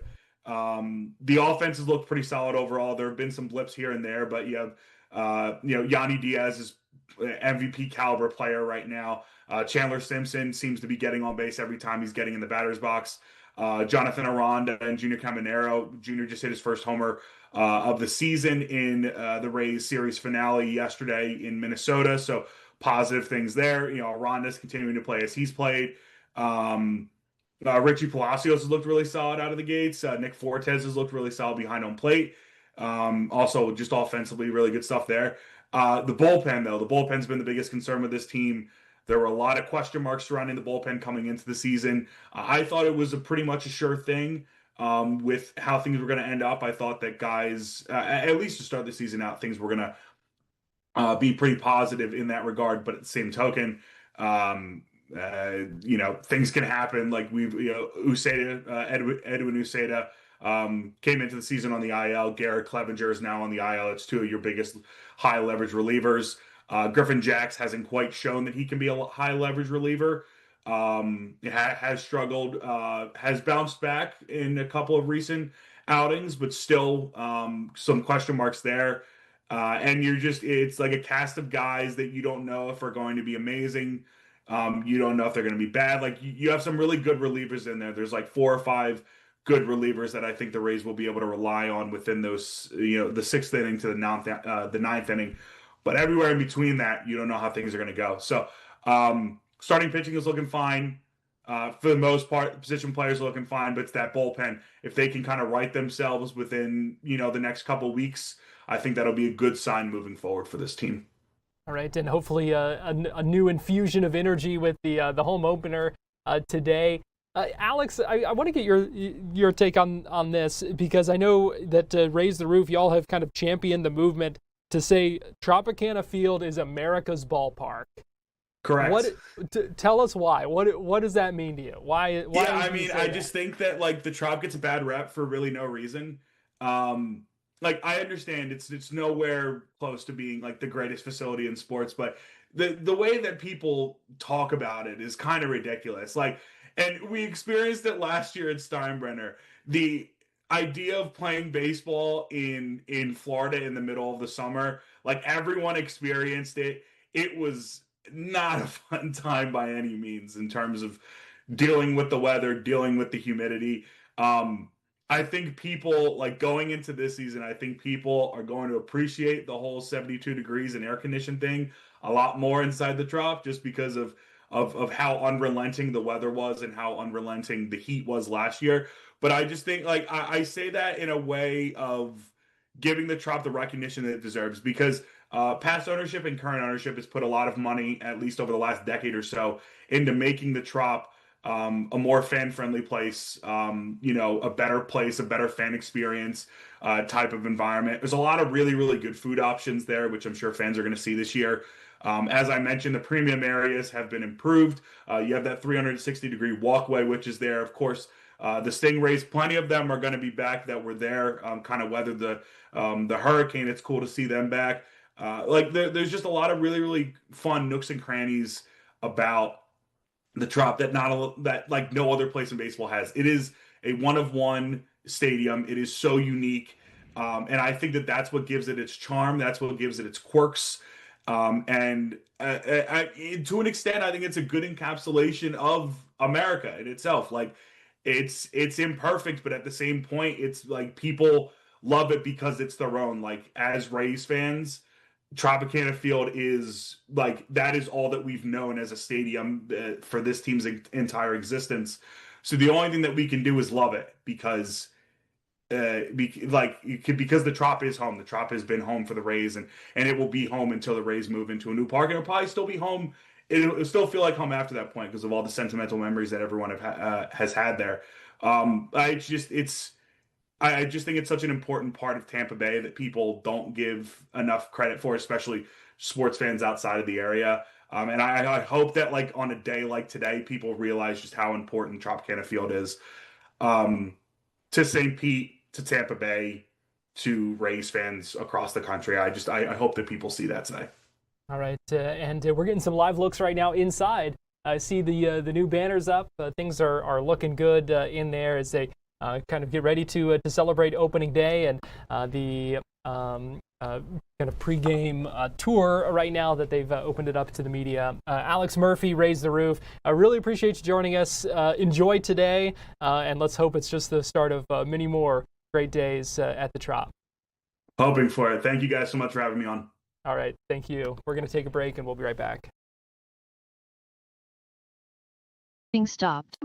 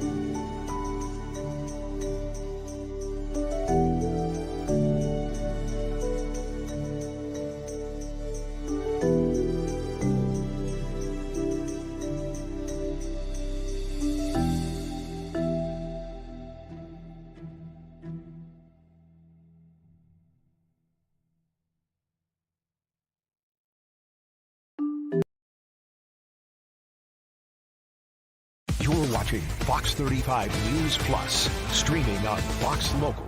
Welcome back into Fox 35 News Plus. And the moon, check this out, really starting to come into focus now as the Orion capsule gets closer. We are not far away from Artemis II crew really making history, surpassing the record previously set by Apollo 13 of the farthest distance humans have traveled from Earth, on a historic day ahead, and a lot of excitement for this. And I'm pleased to be joined this afternoon by Congressman Mike Heradopoulos, Republican from Florida's 8th District, who joins us live now via Zoom. And Congressman Heradopoulos, I mean, seeing those images from the Orion capsule, it kind of just gives me chills now that they're getting closer and closer, just to be able to see that. Well, I can sense your excitement as well. It's just an amazing day for the United States as we once again prove that we are the place to launch rockets, and we're getting that much closer to the moon, the furthest we've ever been. So it just shows the accomplishment, though, when America puts its heart on something, anything is possible. And to see the launch go off last Wednesday and since all the excitement, not just here in Brevard County, but across the country, is something that really stirs your heart. With so much going on here, across the country and internationally as well, when we talk about the conflict in the Middle East, why does this matter that we are going back to the moon and doing this? What do you tell people? Well, what I tell people is the reason why we have so much technology today, whether it be telecommunications, satellite technology, GPS technology, is because what we did back in space when we had the Apollo program, landing on the moon, not just beating the Chinese, but all the technology that emerged from this. We want to go to the next step. As you know, on the moon, there are things like helium-3 that would radically reduce the cost of creating energy here on Earth. We also know that there is water on the south pole of the moon. That means there's hydrogen. That would be the propellant if you want to go to Mars in the future. Because as you know, we need those big giant rockets, all 130,000 NASCAR engines worth, that's 8 million pounds of thrust, are needed to break out of our atmosphere. But if you launch rockets from the moon out to Mars, you can do it, of course, without those big rockets necessary. And so this is the potential of what can happen on the moon. And we, of course, want to stop the Chinese from doing bad things on the moon as well. You talk about the launch last week and how it really, kind of captivated America, I think, captured, so many people's attention and, gave us a moment of unity. How does something like that help us and help, especially along Florida's Space Coast, to really kind of get excitement for more of these missions and those kinds of things that we know are so important and such an important industry here in Florida? Well, the great thing about it, I live in such a partisan world up in Washington, D.C. I'm proud to say, as the chairman of the Space Committee, we create bipartisan solutions for NASA. Republicans and Democrats lock arms. They know how important space is, as I just described, to our country. Also, it's the idea where, look at all the jobs and opportunities that are being created in our community. A few years ago when President Obama got rid of the space shuttle, a lot of people wondered, what's going to happen to this community? Well, we have come together, created public-private partnerships. Some of the big employers came together: SpaceX, Blue Origin, ULA, L3 Harris, Boeing, Lockheed Martin, Northrop Grumman, all are coming together, and these amazing jobs for our kids in the future as we really embrace the idea of what are called STEM programs: science, technology, engineering, and math. And this is all coming together where Brevard is one of the booming areas in the entire nation as far as our economy is concerned. And of course, we live in a great area with the amazing waterway behind me, or the ocean about a mile away. And of course, no state income tax, but this is where we're creating a more diverse economy, and it's great for our community, and it's great for the nation because we are emerging with new technologies that are going to change our quality of life. At the same time, President Trump's budget proposal, again, he's proposing steep cuts to NASA, about a 23% cut, $5.5 billion, mainly cutting, a lot of the science programs at NASA. Is that concerning to you to see that again in the president's budget proposal? Well, as you know from last year, we had much the same consideration. And I'm also proud to report two good things happened. One is we looked at some of those cuts. Yes, we'd get rid of some of the waste and fraud and some of the what they call DEI programs. But the NASA budget came in again over $24 billion. He's proposed some cuts, I understand. But remember also, in addition to that $24 billion, we added $9.99 billion to the budget in the big, beautiful bill, as they called it, back in July. That means $34 billion record funding for NASA. And I think with the success of the Artemis mission as it concludes on Saturday, I think that you'll see again the Congress rallying behind the idea that space is a very valuable investment in which to make. And I think we'll be able to make up a lot of that gap without question, because again, NASA is important, space is important. And remember, these are public-private partnerships that are really changing and transforming the way we live here on the Space Coast. What about the push to bring NASA headquarters to Florida Space Coast? Is it something that you and others still working on?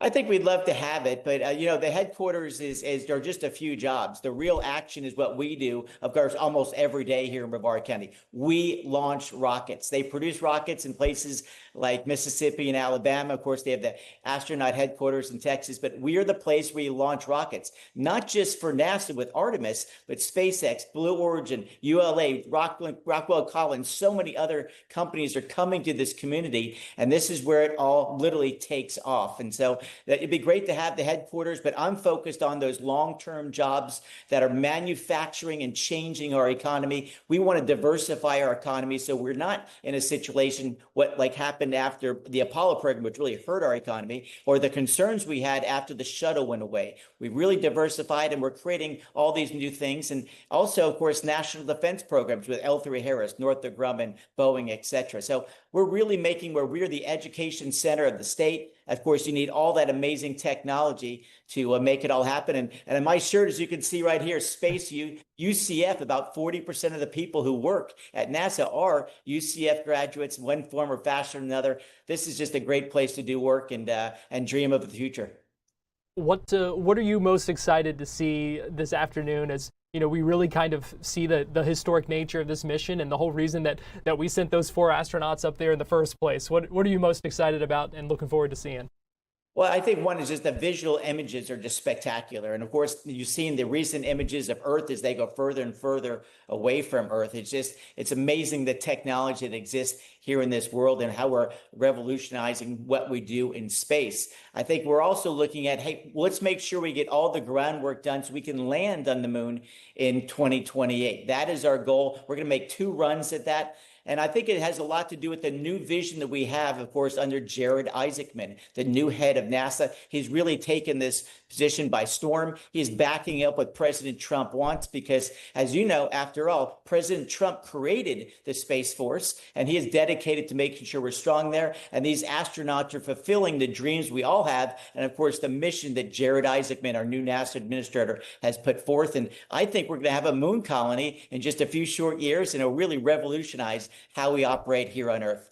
It's certainly exciting to think about, and really cool to hear more talk about this, especially because we know how big of a role Central Florida and the Space Coast kind of plays in that. What's the bottom line here, Congressman Heradopoulos? What you want people to know when they continue to maybe look up at the moon tonight and maybe look at it a little bit differently? Well, I think this new generation is going to look at it completely differently. Talking with my friends and parents that they grew up, I wasn't alive in 1969, but they were, and they said it was one of the most memorable experiences of their life. I think we're going to have much that same thrill tonight, seeing the moon up close and personal, and knowing that in just a couple years, astronauts will be landing on the moon. And the fact that I'm the chairman of the Space Committee, it means a lot to me because this is our home community. We are literally the Space Coast. And the fact that I can try to do everything I can to create those new jobs and opportunities and see America succeed in space once again is one of my true missions in the United States Congress. Well, Congressman Mike Heradopoulos, always good talking with you. We appreciate your time, and thanks for joining us here on Fox 35 News Plus this afternoon. Thank you so much. Godspeed. We're going to take a quick break here on Fox 35 News Plus. Again, continue to show you these live images. The moon just keeps getting bigger as Orion capsule gets closer. We're going to take a quick break and we'll be right back.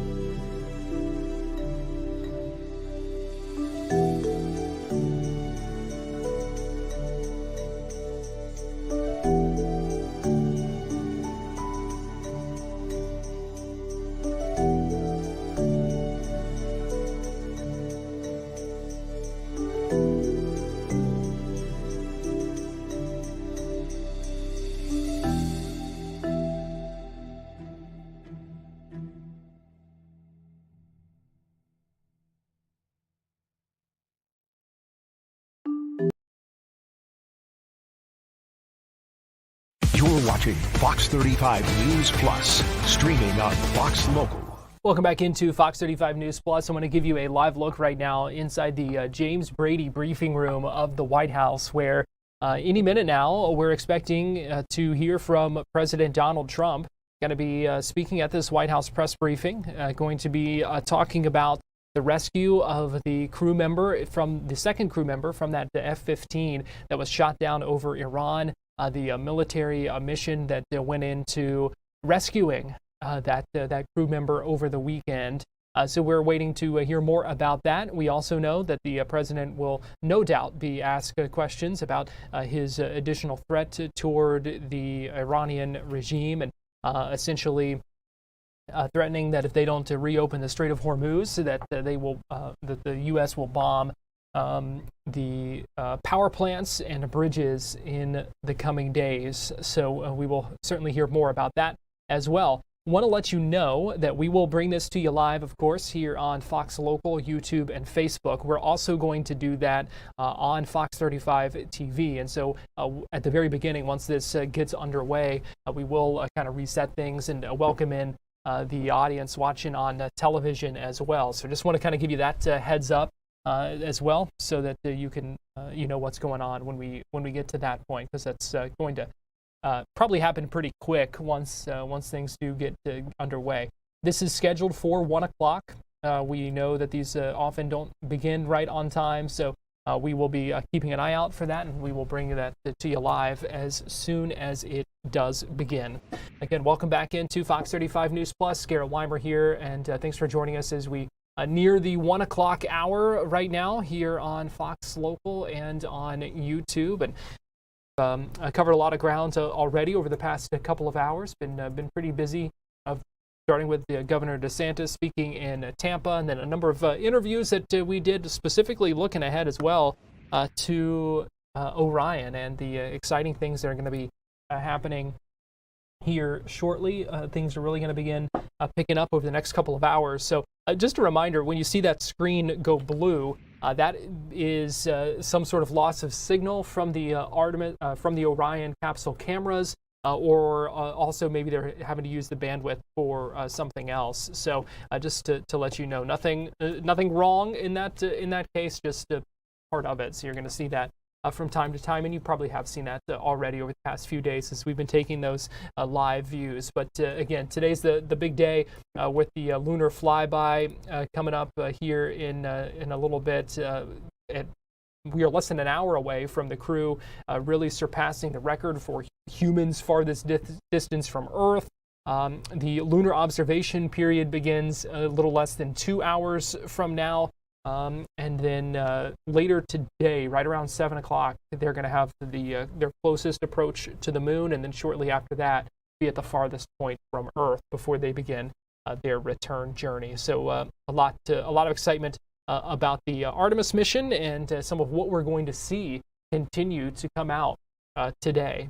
So we will be keeping our eyes peeled for that coming up in the next little bit, as NASA begins their live streaming coverage right now of these events that are going to be happening. So for a minute here, I do want to listen in as they kind of set things up and see. This is coming to us courtesy from NASA TV. Let's go ahead and listen in live for a minute as they begin their coverage. OEs and your HHP camera for the milestone words at the Apollo 13 record distance. You'll notice that we pause every time we hear communications to and from the crew. They are the stars for today. This afternoon, the crew will have their closest approach of the moon and will surpass the record. That record just mentioned of the furthest humans have ever flown, set by the Apollo 13 astronauts in 1970.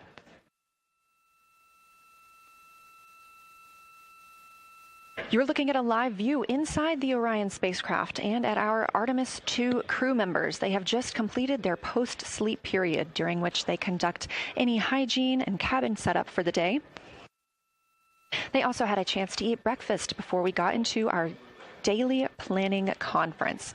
The flight control team here in Mission Control Houston collecting information from all consoles around the room that we could relay up to the crew ahead of this monumental day. As you can see on your right, NASA astronaut Christina Cook taking a video of NASA astronaut Victor Glover. We expect to have great views of the crew throughout the day, as well as, of course, the moon.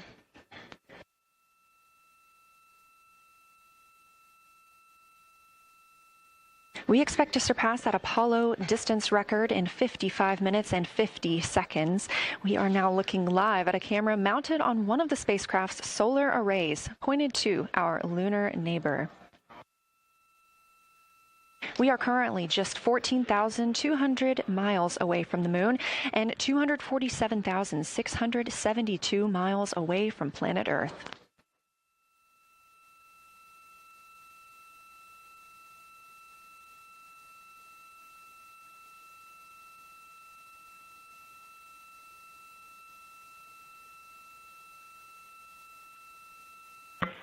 Houston, integrity for AGA.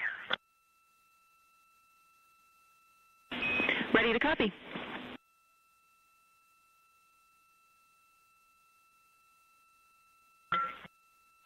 Carbon dioxide 2.3, oxygen, which has the alarm 26.3, 73.1 degrees, 10.3 psi. And one follow-on question. We understand milestone words will be directly following the conference. Will that take the place of the PAO event, or will the PAO event still take place per the timeline?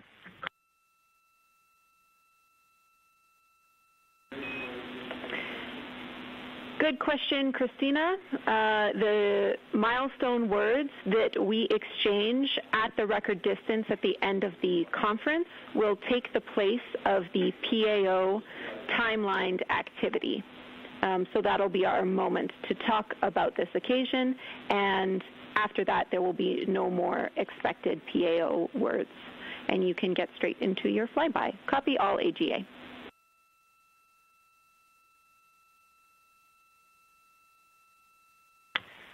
Okay, thank you. And final clarification, even though it's taking the place of it, it will all just be on OE1 with HHP camera, no additional video. Is that right? Affirm.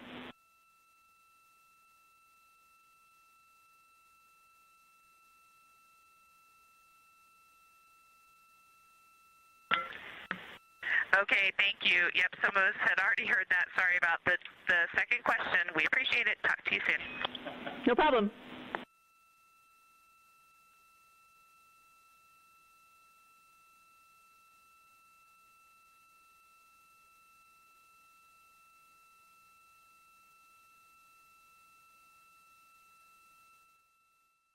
Some communications there between the ground control in Houston and the crew on board the Orion capsule. And a lot of things are going to be happening today, working on coordinating some of those and getting some of their questions answered there. Before we go to break here on Fox 35 News Plus, just want to give you a live look inside the briefing room at the White House. We're waiting for President Trump any minute now to begin holding his news conference. We're going to take a quick break right now here on Fox 35 News Plus, and we'll be right back.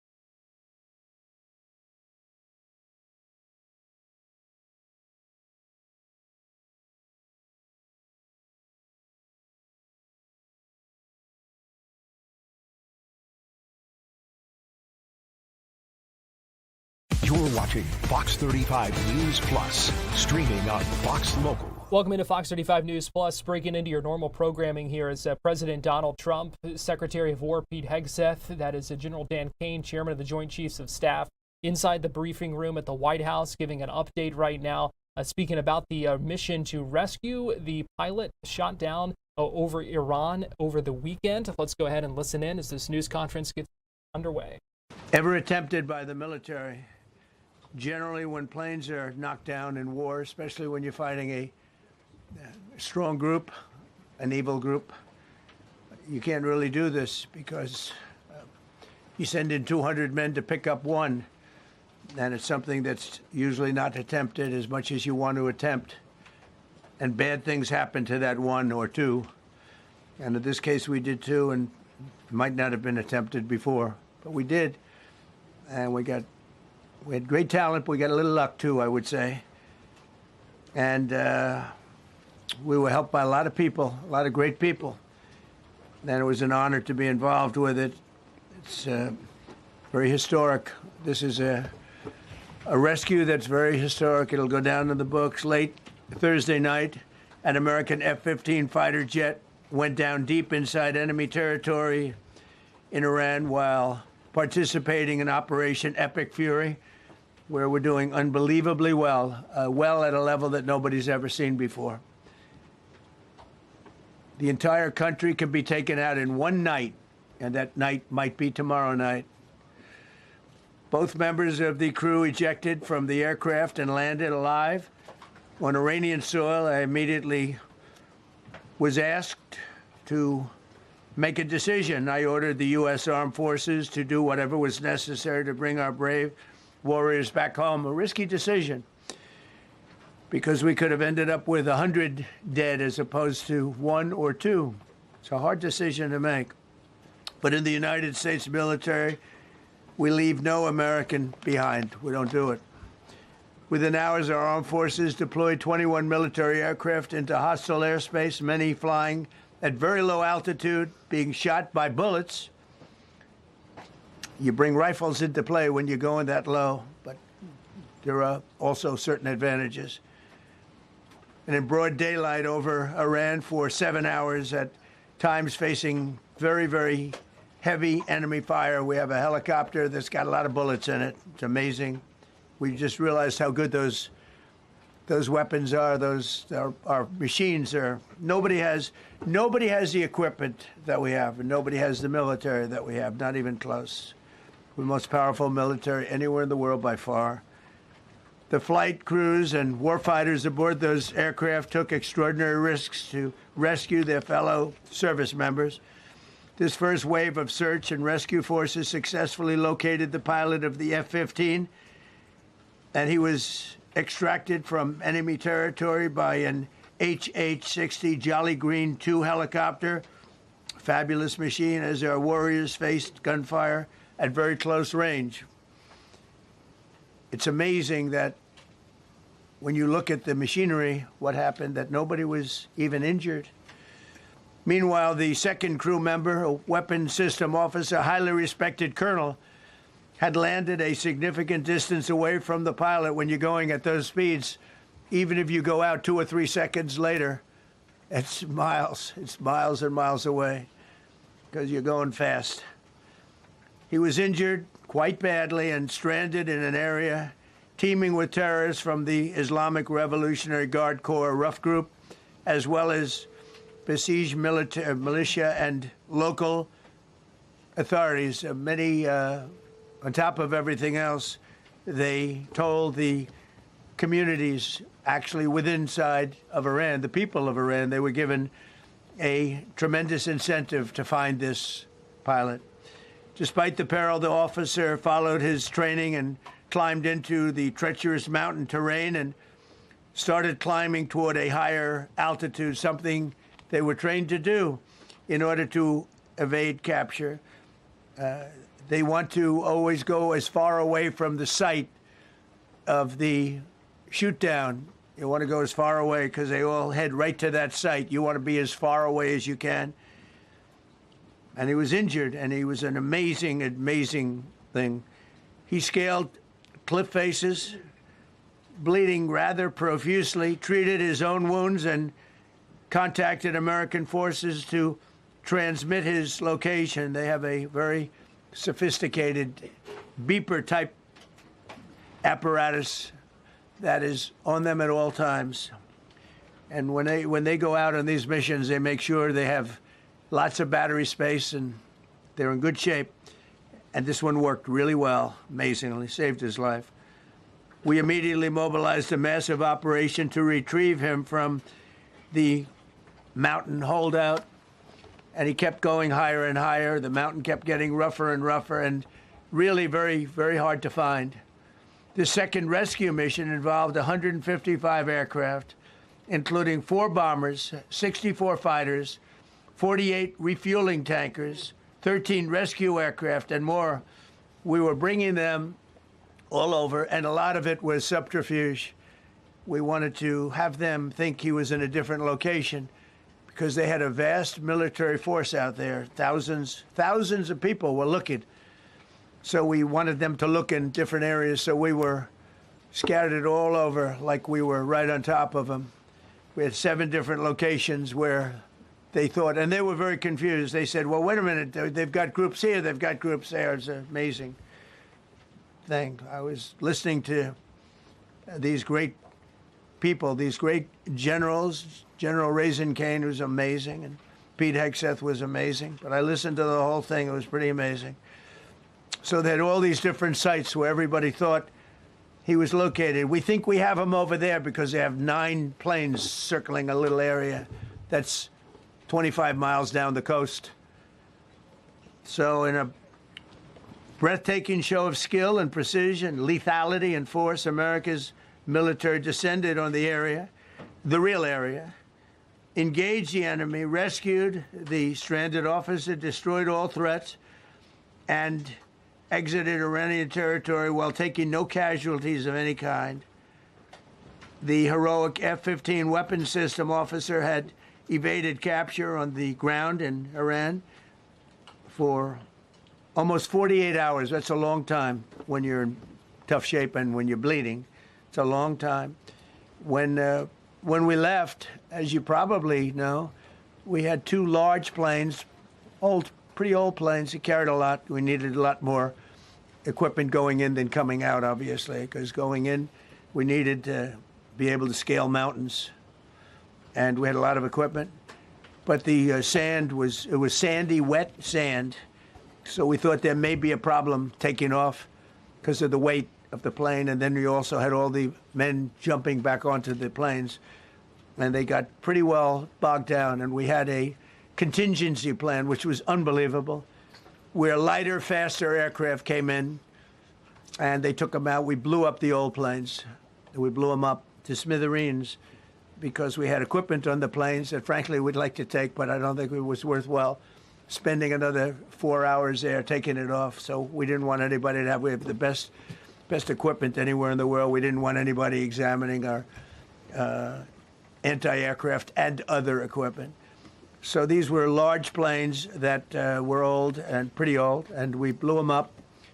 And we had faster, lighter planes come in, and they were able to land on the sand. We needed the bigger planes because we had so much equipment that we needed. We took 3 helicopters over there, which were very strongly used and couldn't have lived without them. They did, and they performed unbelievably well. And if you'd see it, you wouldn't believe it. They came off the plane, and these guys had them. The rotors were off. They rebuilt these helicopters in less than 10 minutes. And that was one of the more amazing things. These are helicopters, small, unbelievably powerful, but small, very small, so it can get into certain areas. And they got them off the plane, and they rebuilt all 3 of them in a matter of less than 10 minutes. It's pretty amazing what the genius of these people. Who would think that? You'd think it would take 5 days to build them. And in some companies, it would take 5 days, and they wouldn't do it well. But they served us well.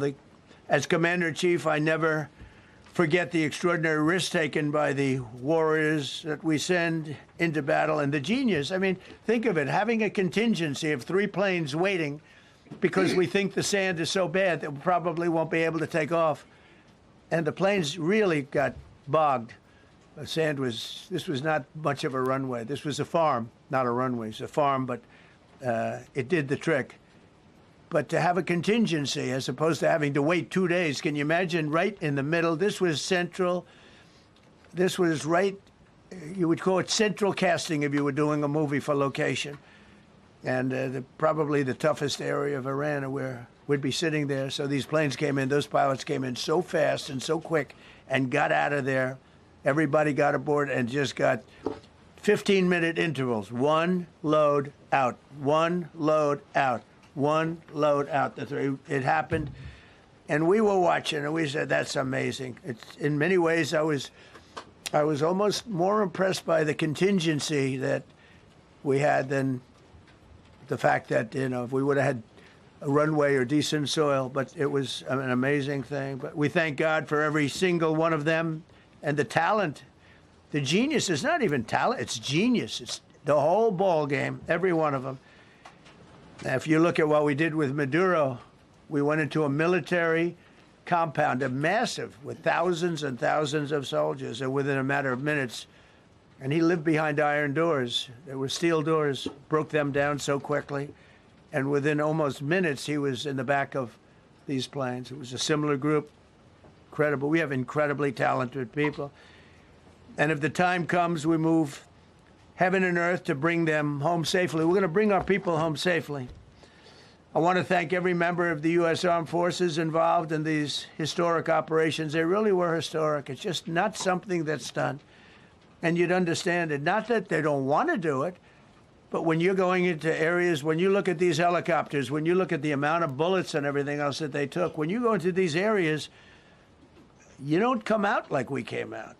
God was watching us. I tell you, well, it was the Easter, we were in Easter territory, I guess, but God was watching us. It's amazing. Because when you look at the machinery, they took damage. It tells you, first thing I said is, these are unbelievable machines, how they flew back and not even much of a problem. But these two extraordinary rescues, because it was two, and as you probably know, we didn't talk about the first one for an hour. Then somebody leaked something, which we'll hopefully find that leaker. We're looking very hard to find that leaker. And talked about there's somebody missing. They basically said that we have one and there's somebody missing. Well, they didn't know there was somebody missing until this leaker gave the information. So whoever it was, we think we'll be able to find it out because we're going to go to the media company that released it, and we're going to say, national security, give it up or go to jail.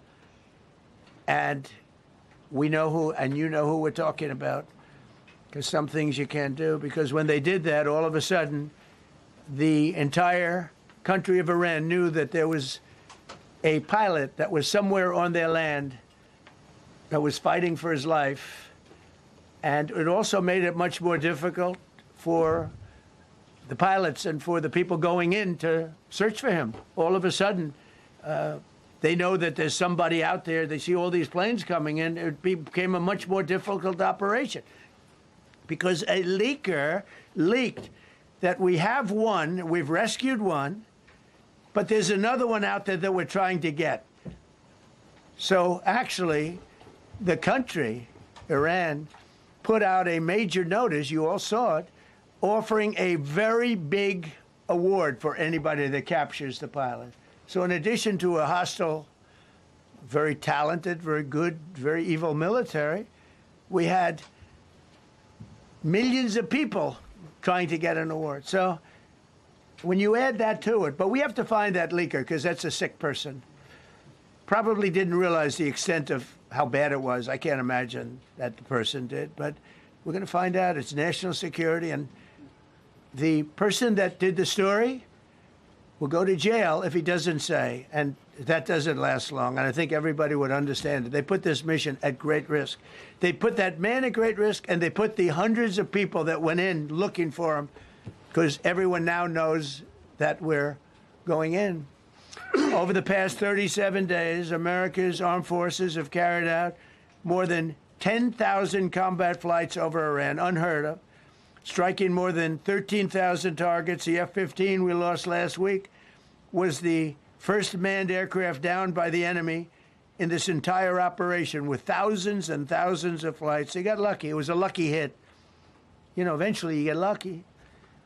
But we got lucky too because we got both of them back.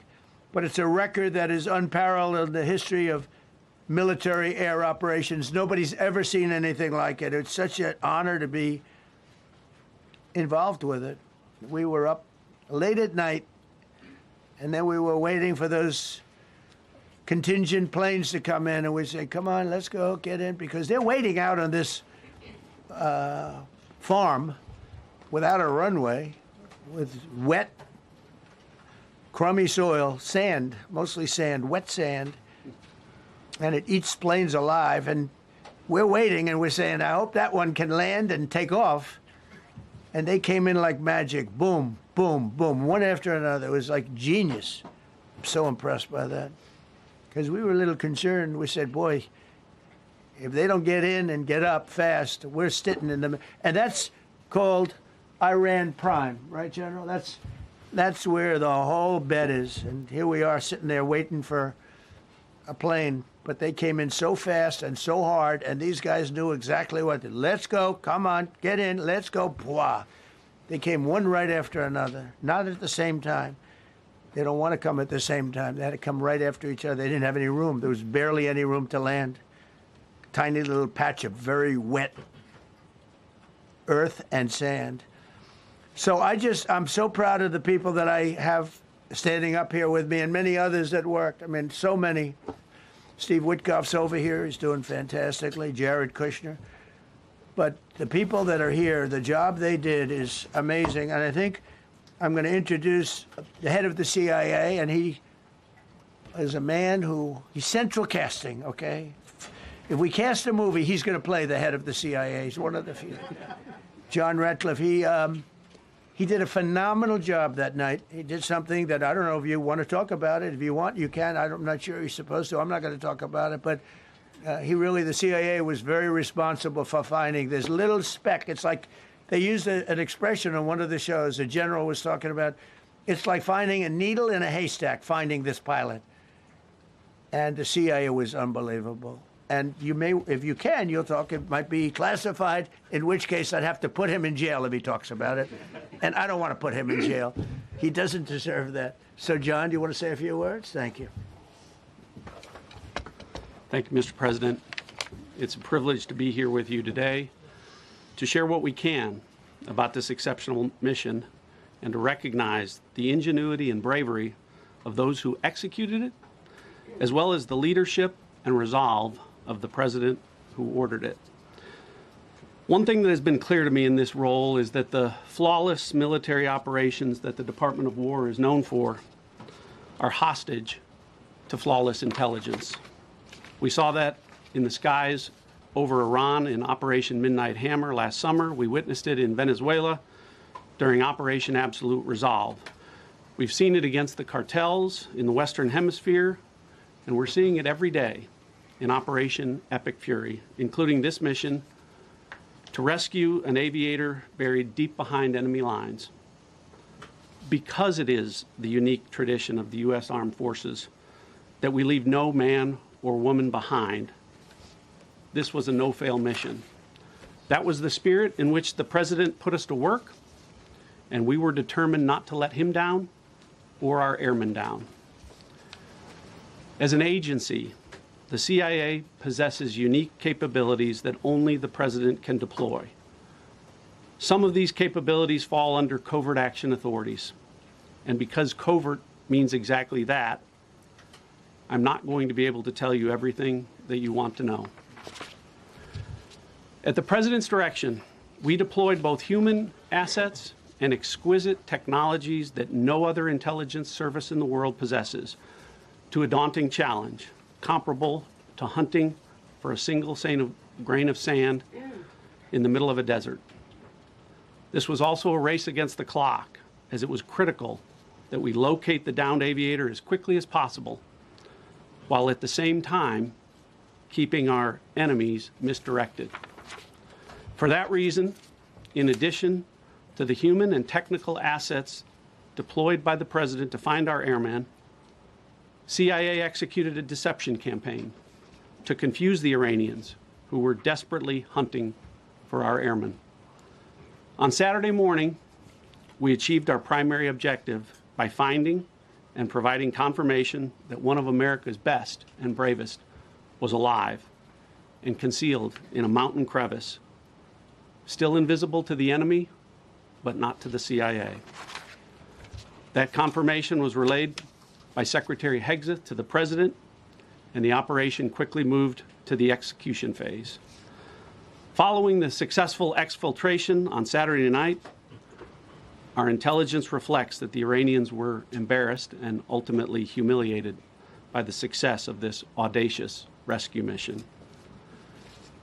When the President asked me to lead the CIA, he made it clear, get back to basics, no politics, no agendas, tackle the hardest problems, and execute the toughest missions. This president is about results, and now that's what his CIA is about too. The professionals at the agency and at the Department of War deserve immense credit for their flawless execution during this daring mission. Their skill, creativity, and courage are unmatched on the battlefield wherever they step. But none of that matters, and all of that is wasted without a president with the political courage to put them into action. Mr. President, I've had the privilege of seeing you act with political courage in the best interest of the United States up close on a daily basis, and I'm grateful that this successful mission has given the American people a window into that as well. The Secretary and Chairman will tell you that our service members' confidence is boosted by a Commander-in-Chief who has their back the same way they have yours. And I know that the confidence of CIA's officers is boosted by the knowledge that their work is informing a president who's not afraid to make the hardest decisions when the stakes are highest. And to the American people, your confidence should be boosted by knowing that the security of the nation is in the hands of a president who's willing to take on problems that have confounded both sides of the political aisle for nearly half a century. It is an honor to serve under a leader who just proved that you can believe him when he says, no matter what, we will leave no one behind. We will come for you.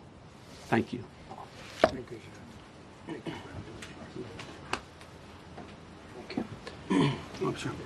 John.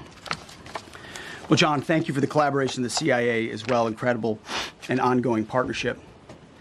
Ladies and gentlemen, fellow Americans, and especially the brave warriors in our armed forces, over this Easter weekend, the United States military has once again proved why we possess the greatest fighting force the world has ever known. In two extraordinary combat search and rescue operations deep inside enemy territory in Iran, our warriors executed missions of breathtaking skill, courage, and precision. When our warriors are unleashed, as this president has allowed them to be, they are unstoppable. When American airmen were down behind enemy lines, our forces and our president did not hesitate. Special operators supported by elite air crews and intelligence professionals moved swiftly and decisively into treacherous mountain terrain under the constant threat of Iranian forces closing in. Ultimately, it was an impotent Iranian threat. And today, as the CIA director mentioned, Iran's military, and we know this, is embarrassed and humiliated, and they should be. Now, these are not routine operations. They were high-risk, high-stakes missions conducted in the heart of enemy territory. This was not just barely into Iran, this was deep into Iran, involving coordinated strikes to suppress threats, deception tactics to protect our teams, and full synchronization across air, ground, and special operations. The Iranians are still asking themselves right now, how did the Americans do this? One downed airman evaded capture for more than a day, scaling rugged ridges while hunted by the enemy. When he was finally able to activate his emergency transponder, his first message was simple and it was powerful. He sent a message, God is good. In that moment of isolation and danger, his faith and fighting spirit shone through. You see, shot down on a Friday, Good Friday, hidden in a cave, a crevice, all of Saturday, and rescued on Sunday. Flown out of Iran as the sun was rising on Easter Sunday. A pilot reborn, all home and accounted for, a nation rejoicing. God is good. Despite incoming fire and unforgiving conditions, our troops brought every American home. No American lives were lost. We leave no man behind, and that is not luck. It's the result of unmatched training, superior technology, an unbreakable warrior ethos, and sheer American grit. Our special operators, pilots, and support crews performed with near perfection under fire, and they were lethal. Just ask any Iranian soldier who dared attempt to get anywhere near that pilot before or during that mission. Death from above. Our troops turned a potential tragedy into a resounding demonstration of American resolve and capability. That's what excellence in uniform looks like. But make no mistake about it, none of this would have been possible without the courageous leadership and ironclad determination of President Donald J. Trump. From the moment our airmen went down, President Trump made it clear we will leave no one behind. The first mission, the first of two, was an audacious daylight thunder run right up the middle. It was authorized in less than 2 hours from that pilot going down when we knew where he was. And it was authorized in the middle of the night, because anybody that's worked for this man knows he's up in the middle of the night. Authorized immediately, without hesitation, audaciously. The second mission, as soon as we knew where that pilot was, and John was certainly helpful in that, also executed immediately. You know, I looked up at my screen when the final mission was complete inside our SCIF, our secure facility. And we have a running VTC, a running coordination cell. And the top of it read 45 minutes and 45 hours and 56 minutes. For 45 hours and 56 minutes, we held that call open for coordination. From the moment our pilots went down, our mission was unblinking. The call never dropped, the meeting never stopped, the planning never ceased.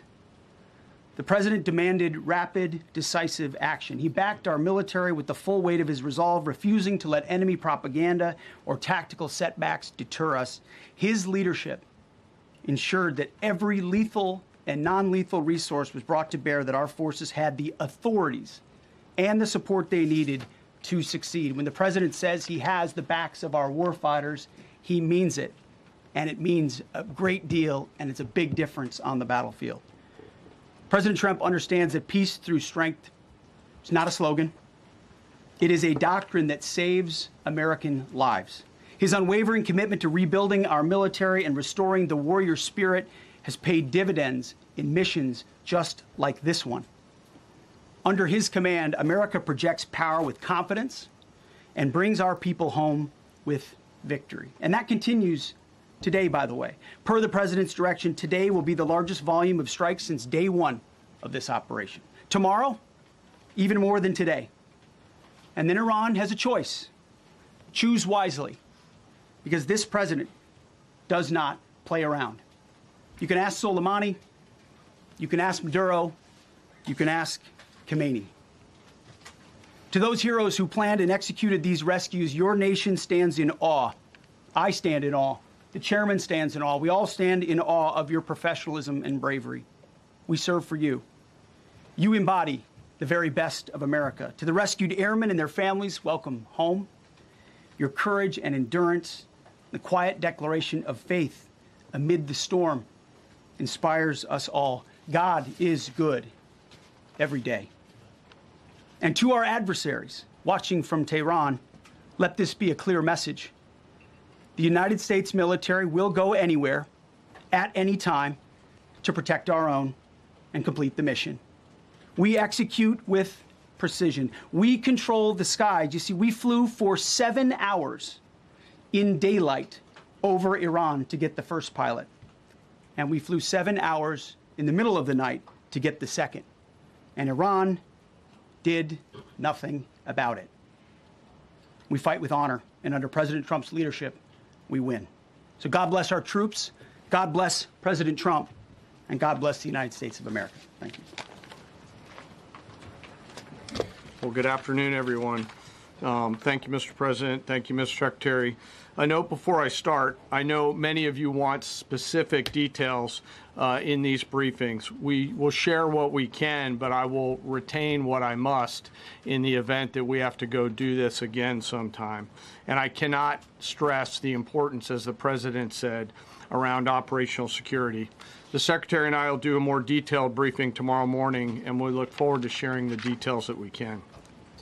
On Thursday, 2 April at 10:10 p.m. Eastern Time, 4:40 in the morning, local Iran time, the Joint Personnel Recovery Center, which handles the Central Command area of responsibility, declared an isolated personnel recovery event for a U.S. Air Force F-15E Strike Eagle, call sign Dude 44, which was down in hostile Iranian territory. The pilot and weapons system officer had both safely ejected and were isolated behind enemy lines. Following confirmation of active rescue beacons and on the direction of the Secretary and by order of the President, a rescue operation was launched with the stated purpose of bringing both Americans home safely. As the Secretary said, several hours later on the morning, after positively locating the front seater, call sign Dude 44 Alpha, and aware of an aggressive ongoing search by the enemy, a U.S. Central Command plan was approved by the Secretary and the President.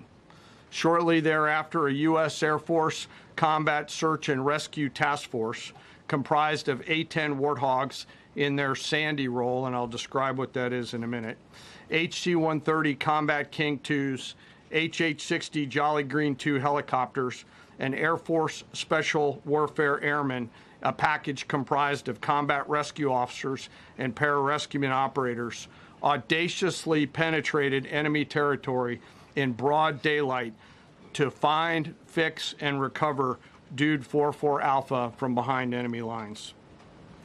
This was an incredibly dangerous mission, an incredibly dangerous undertaking, but a filled promise made to every American warfighter that you will not be left behind.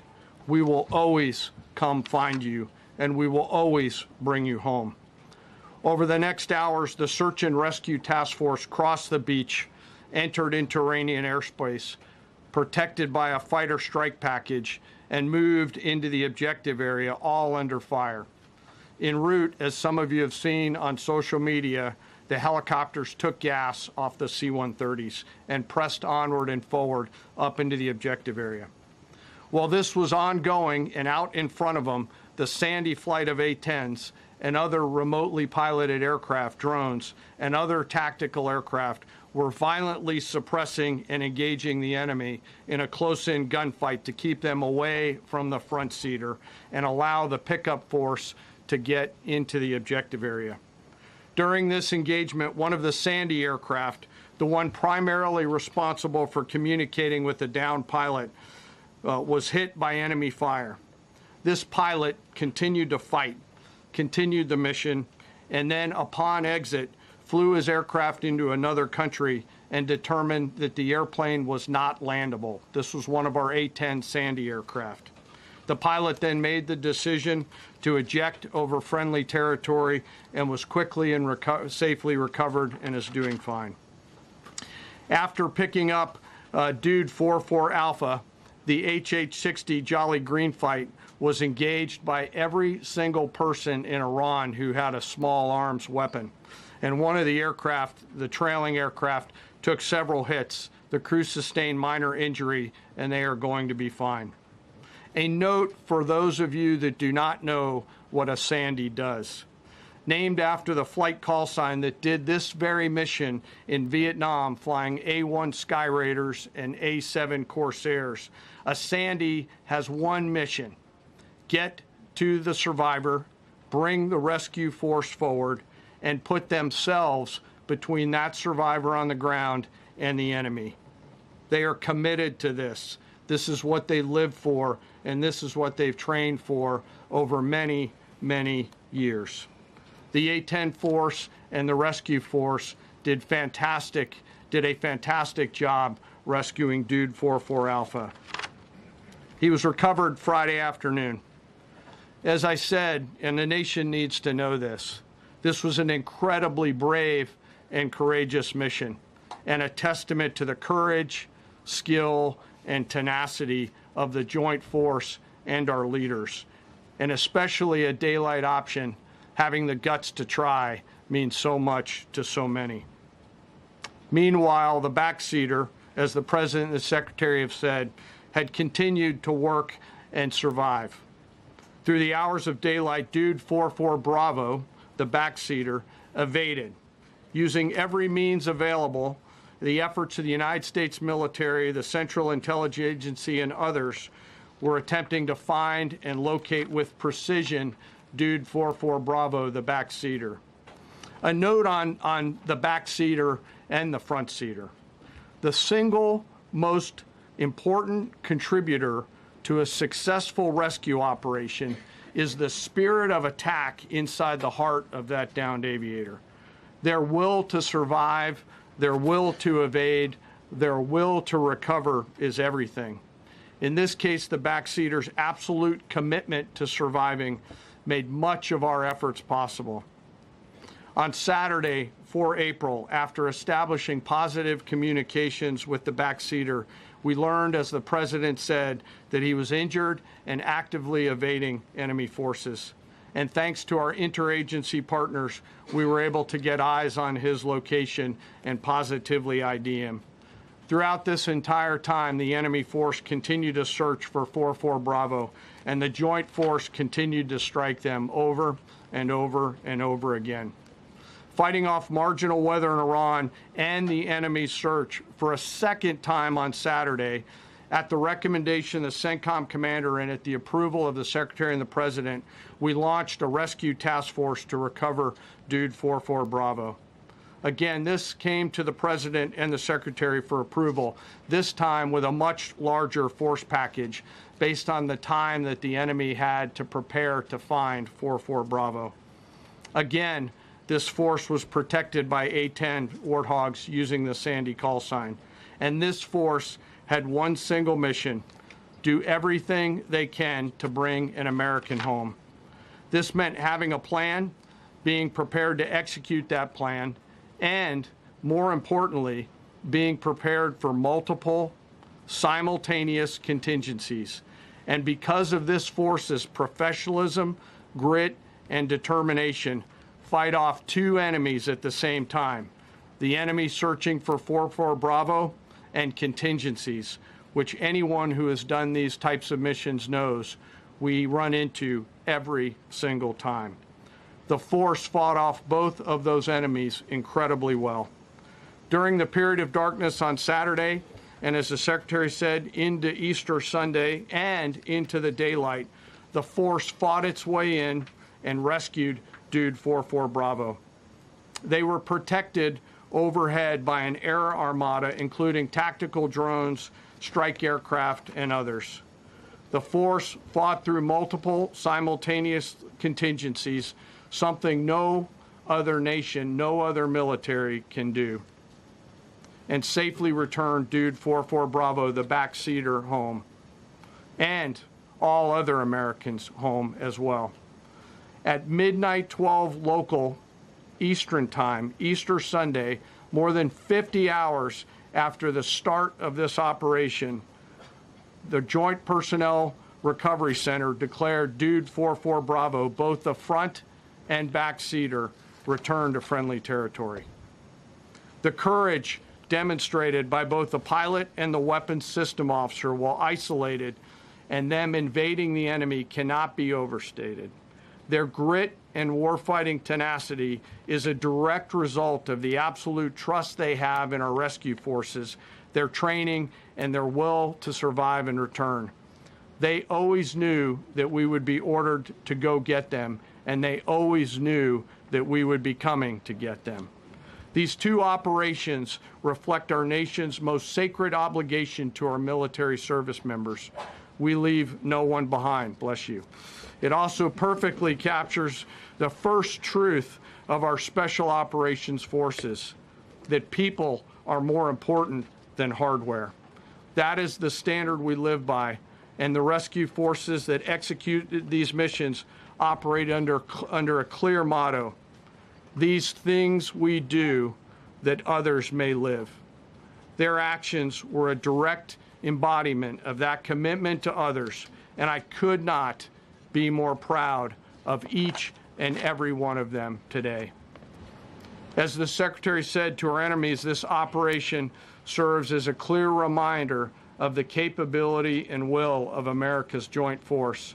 The United States of America will recover our warfighters anywhere in the world, under any conditions, when we want to. We will always bring overwhelming skill and firepower. To every member of the Joint Force, our interagency partners, the leadership at CENTCOM, and our leaders at the Department and above, thank you. I'm proud of each and every one of you and thankful to our deployed forces and their families. And lastly, and most importantly, to Dude 44, welcome home. Job well done. Thank you.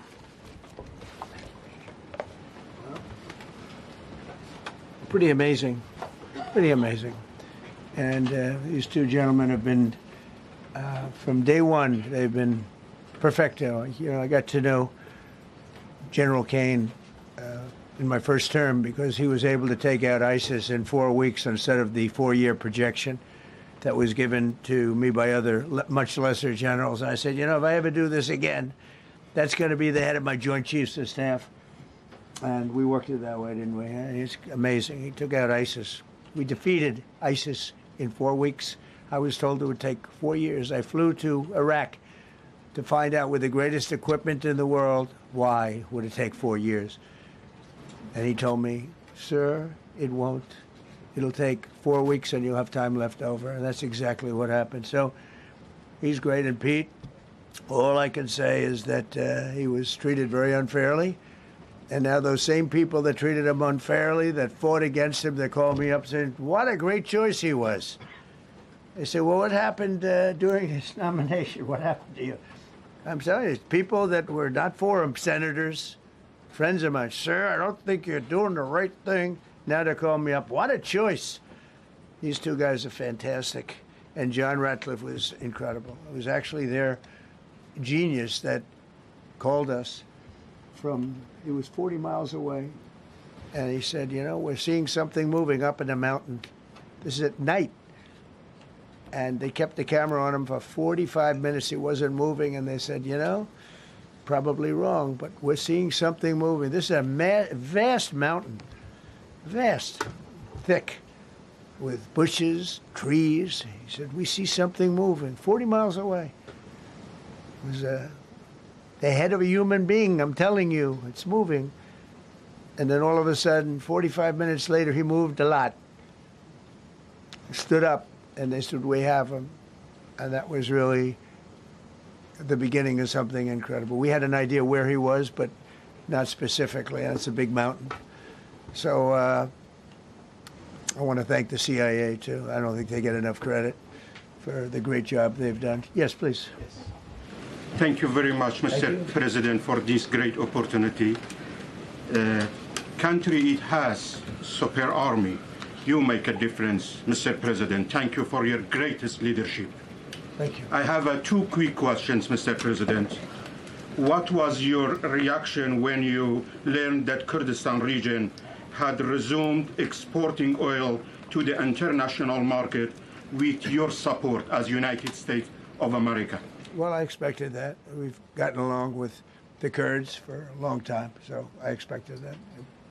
Another question, what would be your reaction if the Iranian people rise up against their regime during a ceasefire, Mr. President? Well, they should do it, but again, the consequences are great. I mean, they were told, if you protest, you will be shot immediately. You saw what happened to the young wrestler. He was a great champion, by the way. He was a great wrestler, one of the top in the world. And he and his two friends were hung. And all they did was say a little bit about liberty. They wanted liberty, and they were violently executed. But the number is up to probably 45,000 people were killed. So, you know, when somebody stays in a house, when they know if they walk out of the house to protest, they'll be immediately shot and killed. And they issued that, you know, that was publicly issued. It's not a secret. That's why so many people say, oh, well, why are you doing this way? We can't let Iran have a nuclear weapon. You know, we got regime change. We do. We're dealing with a much different regime than before. We're dealing with different people. They're smarter. I think they're sharper and far less radical. We have regime change, but we didn't do this for regime change. We did it for the fact, and my view was very simple. I saw somebody said, oh, he doesn't have a plan. I have the best plan of all, but I'm not going to tell you what my plan is. You know, they want me to say, here's my plan. We're going to attack at 9:47 in the morning, and then we're going to do this, and then we're going to... And if you don't do that, they say, I have a plan. These people know what the plan is. Everybody here knows what the plan is. But it's very unfair to say, we don't, because I don't mind being insulted. I've been insulted for many years by the fake news, but you can't. It's so bad for people that are so pro. You just saw two great, and John Ratcliffe, three unbelievable people. They have a plan. Every single thing has been thought out by all of us. But I can't reveal the plan to the media. So, you know, but we're just thrilled by the success of this operation. Yes, please. Thank you, Mr. President. You've said Iranians would be mad if you stopped these attacks, but why would they want you to blow up their infrastructure, to cut off their power? Wouldn't that be punishing Iranians for the actions of the regime? They would be willing to, and it's suffering, they would be willing to suffer that in order to have freedom. The Iranians have, and we've had numerous intercepts. Please keep bombing. Bombs that are dropping near their homes. Please keep bombing. Do it. And these are people that are living where the bombs are exploding. And when we leave and we're not hitting those areas, they're saying, please come back, come back, come back. These are the people. I don't know what they do. All I can tell you is they want freedom. They have lived in a world that you know nothing about. It's a violent, horrible world where if you protest, you are shot. Remember the great woman protests where they had 400,000, 500,000 women, and they were all enthused and they were going to protest, and everybody said, oh, the regime's going to come to an end. And then all of a sudden, boom, boom, 5, 6 different areas. A woman would go down right between the eyes. They had snipers. They had 5 snipers. That's all it took. And those 400,000 or 500,000 women said, oh, my God, what's that? Oh, look over there. What's that? A woman shot right between the eyes. And after 5 or 6 of them go down, then you start hearing the purr through the vast number of people. And then they said, oh, my God, who would do that? And they're incredible people. But they've lived so horribly. They've lived so horribly. You know, Iran was a great country if you go back 25 years ago or so. The Persian people, they're incredible, smart, brilliant, actually. And I know so many. I know coming from New York, originally, I know so many people from Iran. They're incredible people, incredible energy, and very, very brilliant people. But when you're standing in a group and protesting and you have a woman, in the case of the woman, remember the Great Woman March, everybody was saying, oh, this is the end of the country. And then snipers selectively picked. Every single one was shot right between the eyes from a long distance. They were on top of buildings. Nobody even knew where they were. Where they coming from? This wasn't like a machine gun, which is also very bad. They've done that too. They did that recently. This was snipers sitting on the top of buildings, aiming and hitting women. And when they see people go down, and all of a sudden there's a riot in the reverse direction, and they never came out again.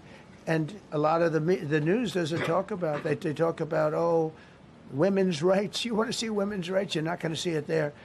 It's amazing when I see some of the stupid people like, you know, AOC plus 3, all that group. They talk about, oh, freedom for Iran. They don't tell you the real facts. Women, men, gays. How about gays for Iran? They kill the gays. They throw them off buildings. So I wonder what's going on. I can only say this. They want us to keep bombing, even if it jeopardizes, because their life is in much greater danger. They want freedom for Iran, but it's very hard for them to protest. I actually tell them, I said, don't go out. I fully understand. Nobody in this room would go out. I don't think there's any, because frankly, it's not a question of bravery. We're all brave, right? You're brave, I'm brave, we're all brave. But we're also intelligent. If you have people shooting at you, expert shots with the best rifles you can get, and hitting you right between the eyes every single time, and you're looking here and you're seeing and you're looking here, you're out of there. I don't care who it is. Please. Mark Meredith, Fox News. I know that. Oh, thank you. How would I know that? Go ahead. America's watching. No. Good job. Can we go back to the weekend? First, I don't care who it is. Please. Mark Meredith, Fox News. I know that. Oh, thank you. How would I know that? Go ahead. America's watching. No. Good job. Can we go back to the weekend? First off, was everyone on board with the operation, or were there people that were trying to talk you out of going through with the operation this weekend? Not everybody was on board. Somebody else within? No, there was military people, very professional, that preferred not doing it. These two were totally on board, which was very important. If they weren't, I would have had a little difficulty. But no, there were military people that said, you just don't do this. You don't go into the heart of a very powerful military. You know, this is, hey, you have countries and countries. You have some countries where military is not their strong suit. This whole thing is militarized like nobody's ever seen before. Half the people are wearing uniforms. And we had people within the military. Usually it's not done. That's one of the reasons. You know, I was surprised. Somebody said it's the only time it's ever been done. I said, that's not possible. But it is possible, because you're going into hundreds of thousands of soldiers along the path. I mean, look at some of the helicopters, how they got hit. So, yeah, there were people within the military that said it's a wise. And don't forget, how many men did you send altogether, approximately, for the operation? I'd love to keep that a secret. Mr. Okay, well, we are. But I will tell you, the number, I'll keep it a secret, but it was hundreds and hundreds of these people. That's pretty good. Is he central casting? But hundreds of people went into this journey. Hundreds of people could have been killed. Forget about the equipment, a lot of equipment, nobody cares. Hundreds of people could have been killed. So we had people that were within the military that said this is not a wise, and I understood that, but I decided to do it. Was there a point that they were going to, that you were thinking there's too much on the line, and somebody was saying maybe we abort this now and wait? I mean, given the resource, like the general said, it seemed like there was so much on the line here. You must have been thinking, well, this could have completely changed. So the first one, which was in many ways as dangerous as the second, I guess it gets, because we're flying over daylight. You know, we're the best at the world at night. We have goggles that nobody. We have goggles. I've tried them. They're unbelievable. I see better with the goggles at night than I see without them during daylight. I mean, daylight today, we have a beautiful day. You see just as well with goggles. In many ways, it's enhanced. So we have the best in the world.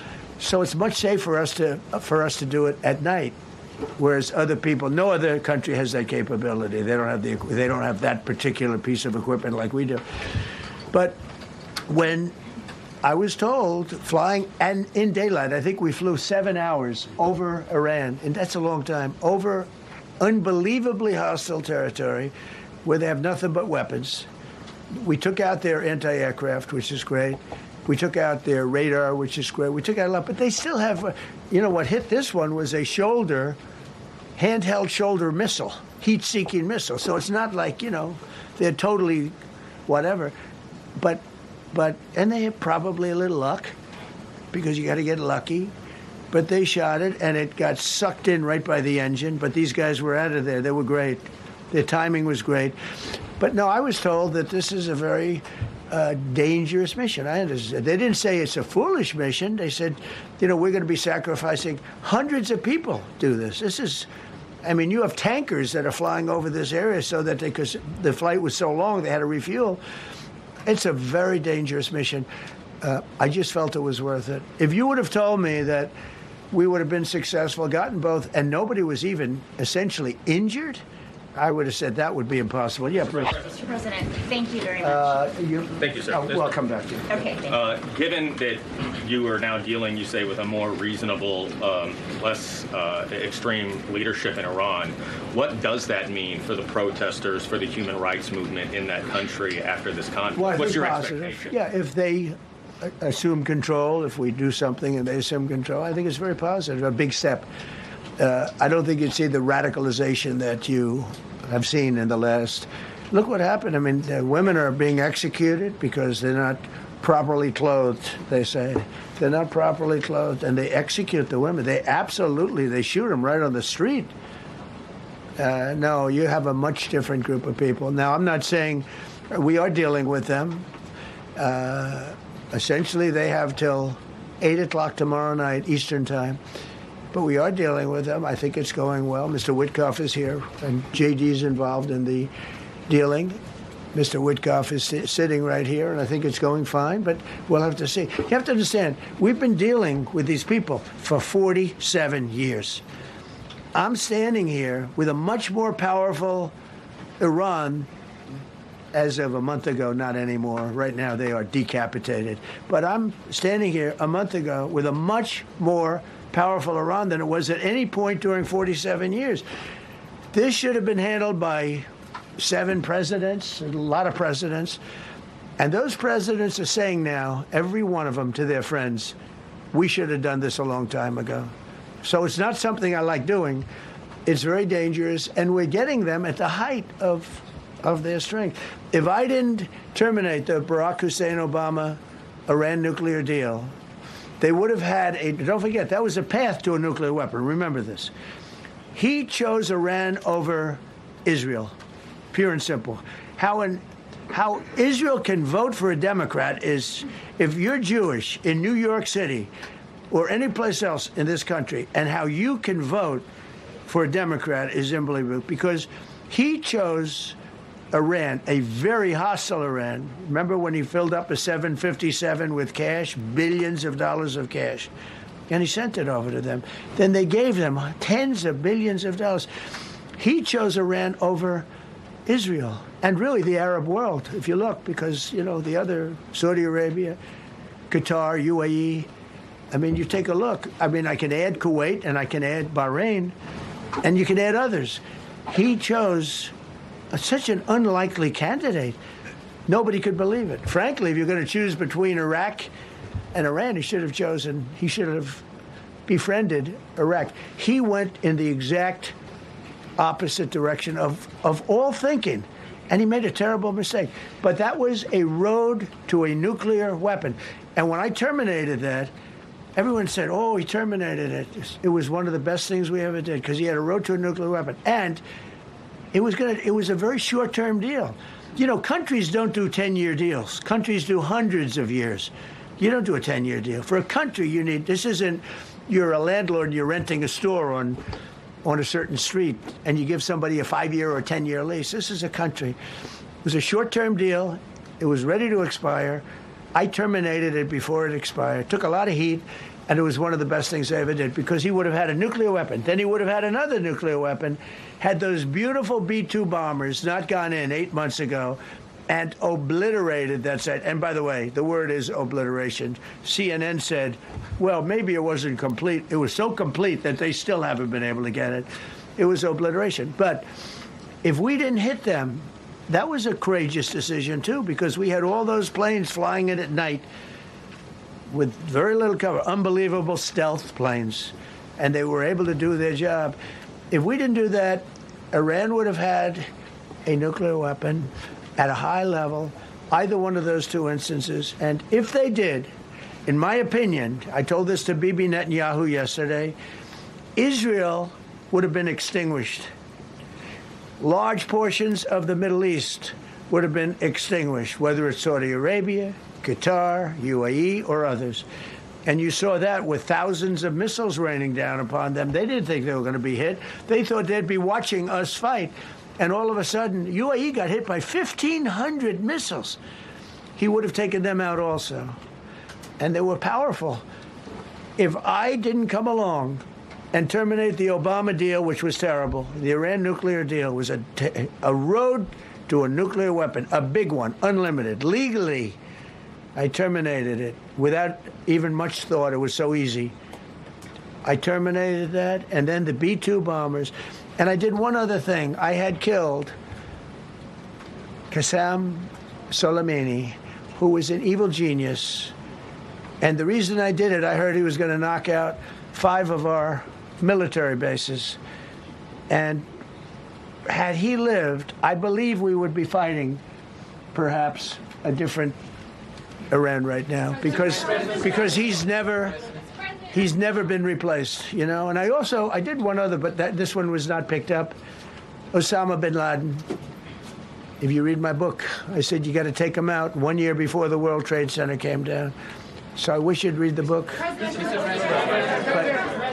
But you, as a president, to be a good president, I believe you have to have good instincts. And a lot of this is instinct. Yeah, please. Thank you so much for taking my question, Mr. President. Mr. President, last week you suggested that Europe should take the lead on reopening the Strait of Hormuz. Has circumstances changed now that you're issuing a direct 48-hour ultimatum? And secondly, would a new ceasefire include Israel, or would it just be between Iran and the US? I can't talk about ceasefire, but I can tell you that we have an active, willing participant on the other side. They would like to be able to make a deal. I can't say any more than that. But they'd like to do Mr. President, thank you so much. You've listed the goals. Excuse me. Please, go ahead. You've listed the goals. Mr. President. Who you with? My name is Diyar Kurd. I'm with the largest Kurdish media outlet, Rudal Media Network. It's based in Iran.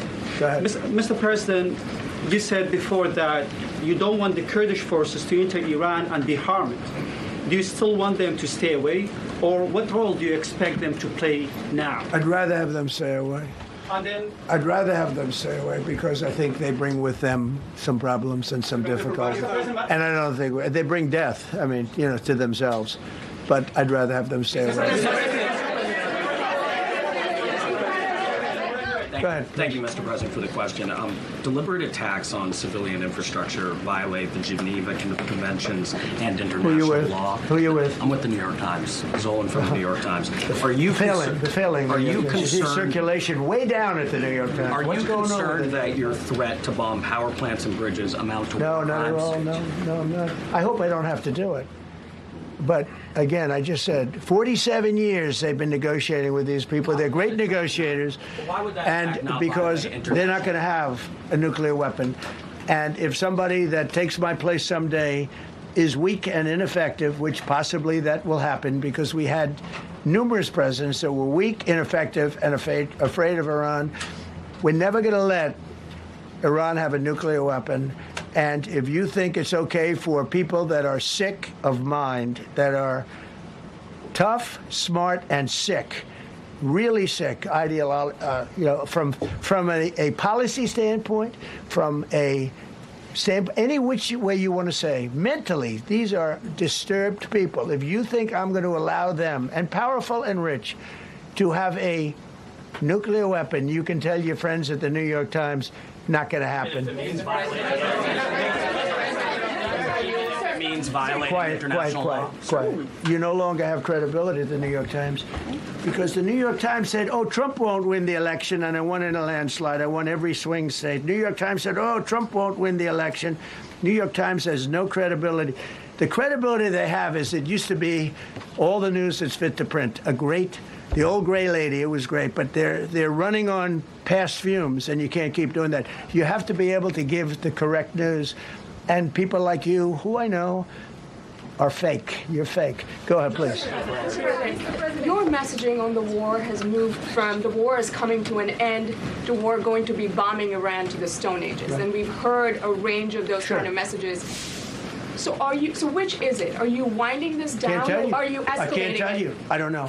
I can't tell you. It depends what they do. This is a critical period. They have a period of, till tomorrow at 8 o'clock.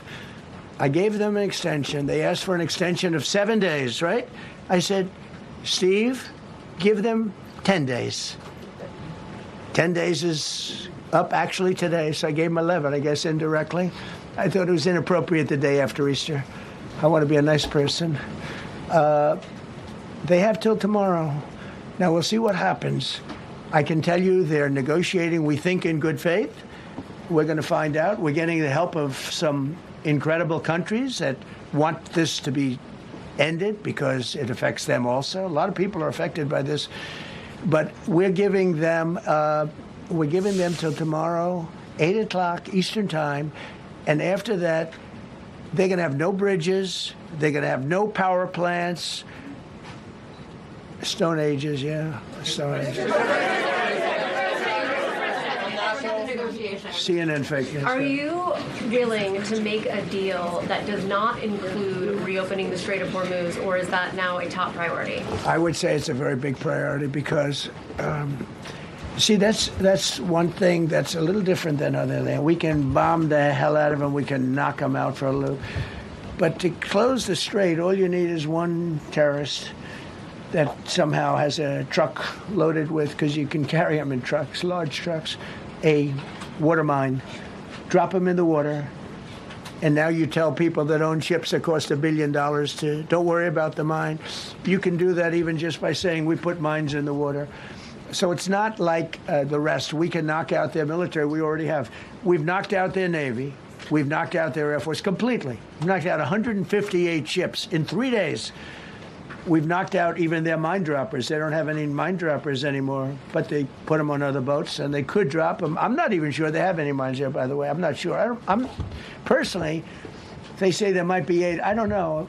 I think there might be none because they're very good bullshit artists. That's why for 47 years they've been bullshitting other presidents, and they haven't done the job. And people are living in hell. You live in that country, they're living in hell. No, I think that 47 years of this stuff is long enough. They're at the weakest point they've ever been. They have no Navy, they have no Air Force, they have no anti-aircraft weaponry, they have no radar, they have no communication. In fact, the biggest problem we have in our negotiation is that they can't communicate. I said to Steve, what are they saying? Sir, they can't communicate. They have no method of communication. So we're communicating like they used to communicate 2,000 years ago with children, bringing a note back and forth. They have no communication. But all I want to see is I want to have a safe world. And you're not going to have a safe world. Israel will be gone. The Middle East will be gone. And then they're coming for Europe. And I have to tell you, I'm very disappointed in NATO. Very. I think that NATO... I think it's a mark on NATO that will never disappear in my mind. You know, they're coming to see me on Wednesday. They're going to say, oh, we'll do this, we'll do that. Now they all of a sudden want to send things, you know. But they said it loud and clear at the beginning. When I spoke to UK of all, I would have said they would have been the first because they're the oldest. And I say, yeah, I'd love to have a little help. He said, no, sir, we'd rather wait till you win. I said, I don't need help after we win. They have 2 old broken aircraft carriers, barely work. I said, I guess we can use them. Who the hell knows? I called the general. He didn't even want them. He said, we don't really need them. We got the SS Abraham Lincoln, sir. We don't need them. Do you know, we have, in terms of technology, we had one day 101 missiles going at 2,700 miles an hour, aimed at the Abraham Lincoln. 101 missiles. Out of 101 missiles, 101 missiles were shot down. Unbelievable technology. 10 years ago, 5 years ago, I don't know if that would have been possible, but 10 years ago, that wouldn't have been possible. 101 missiles heading to a ship that's not that far off the coast. And out of the 101 missiles, we shot down all 101. We have weaponry. The Patriots are unbelievable. We have weaponry that's unbelievable, yeah. Just to clarify. Go ahead, please. Yes. Thank you, Mr. President. You said earlier today during the egg roll that you would like to take Iran's oil, but Americans want U.S. forces home. Correct. What's that trade-off? If I had my choice, yeah, because I'm a businessman first. With Venezuela, as you know, the war was over in about 45 minutes. And we have great people running Venezuela, very good people. I mean, the relationship is good. And we are a partner with Venezuela. And we've taken hundreds of millions of barrels, hundreds of millions. Over 100 million barrels already is in Houston, refined and out. And paid for that war many, many times over, many times over. You know, the old days, to the victim. Okay, you know that.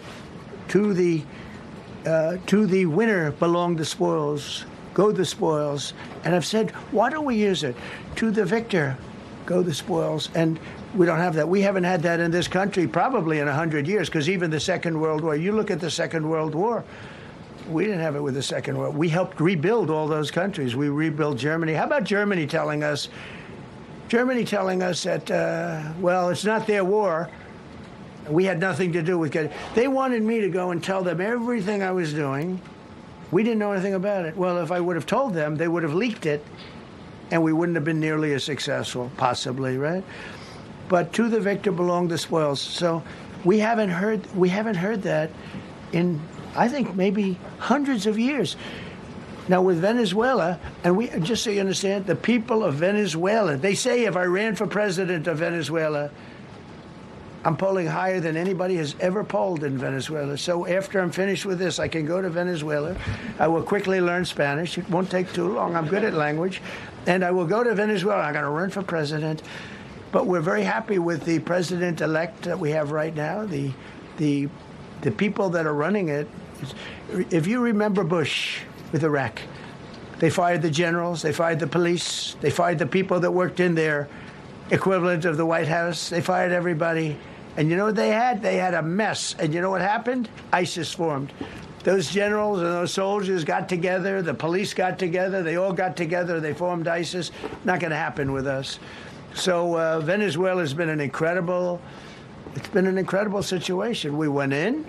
We were very successful. Military power like nobody's ever seen. The general, Venezuelan general, said, I was on that site. I said, I've never seen ferocity like that. I've been doing this for 40 years. He said, I've never seen it. They hit us from 17 different, they were all set. They saw that big, beautiful aircraft carrier, the Ford in that case, and planes were pouring off it at 1 o'clock in the morning. So typically when you see that late at night, you know, you could be in trouble, right? And we were all ready. They had their equipment. It was Russian. And they had Chinese equipment. It was all set. They were going to give us a fight. He said, and then they came, and they came at speeds like we've never seen. And they came at 17 different angles. The general and his people, that was a lot of angles.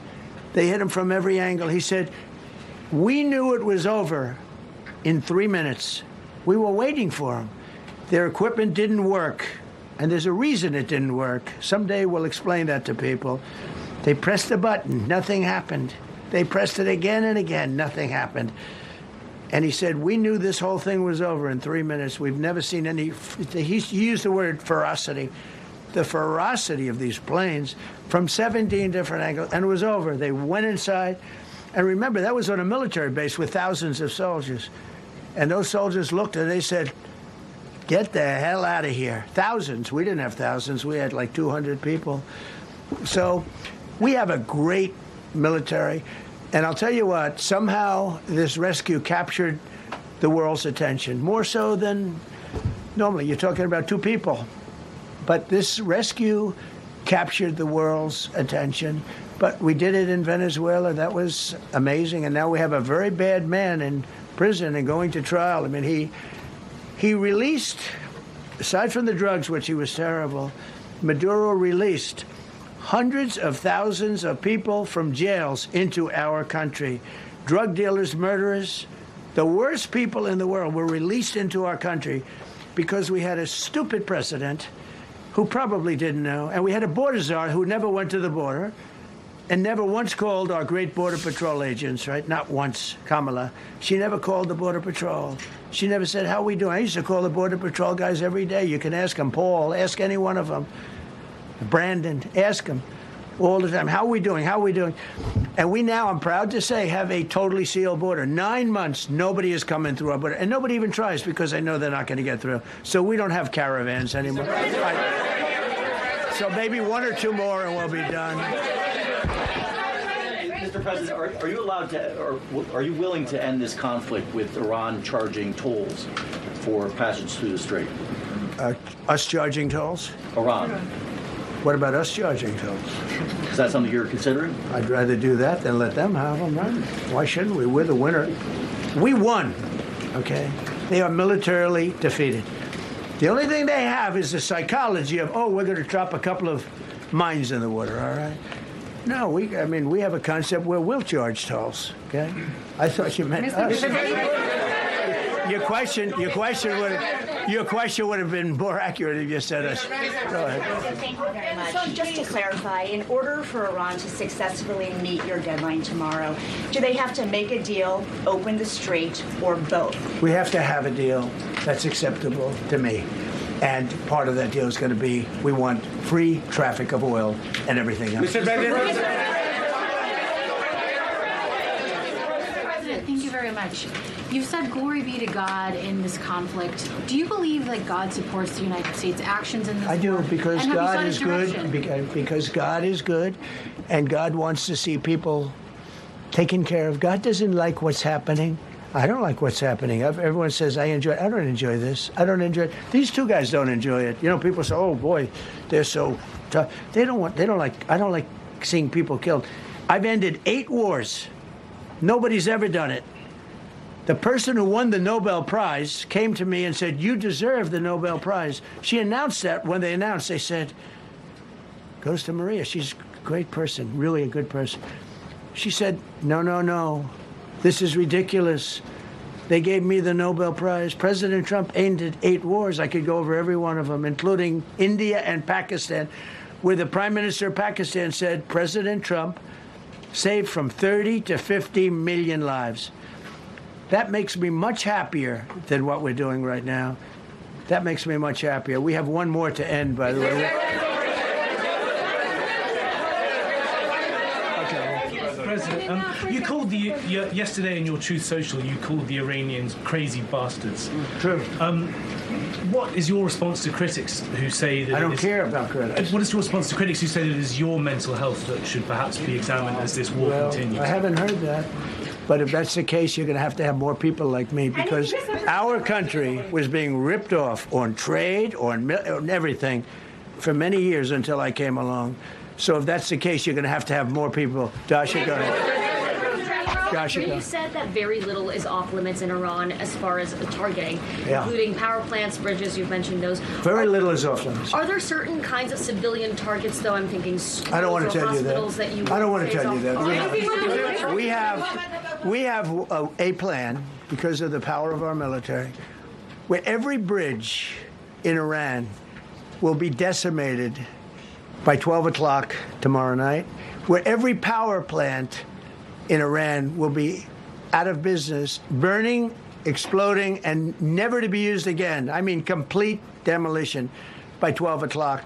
And it'll happen over a period of 4 hours if we wanted to. We don't want that to happen. We may even get involved with helping them rebuild their nation. And you know what? If that's the case, the last thing we want to do is start with power plants, which are among the most expensive thing, and bridges. You saw the bridge. The bridge went. We were very close to a deal. And then I got a call from Mr. Witkoff, Mr. Kushner, and J.D. saying, I think they're breaking the deal. I said, tell them that's okay. Don't worry about it. But tell them to look out their window and watch. And within 45 minutes, I gave the order to knock out the biggest bridge. I gave the order, knock out the biggest bridge in, I believe, the Middle East, but the biggest bridge in Iran.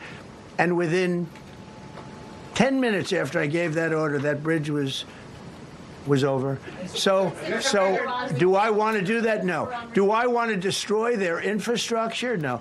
It will take them 100 years to rebuild.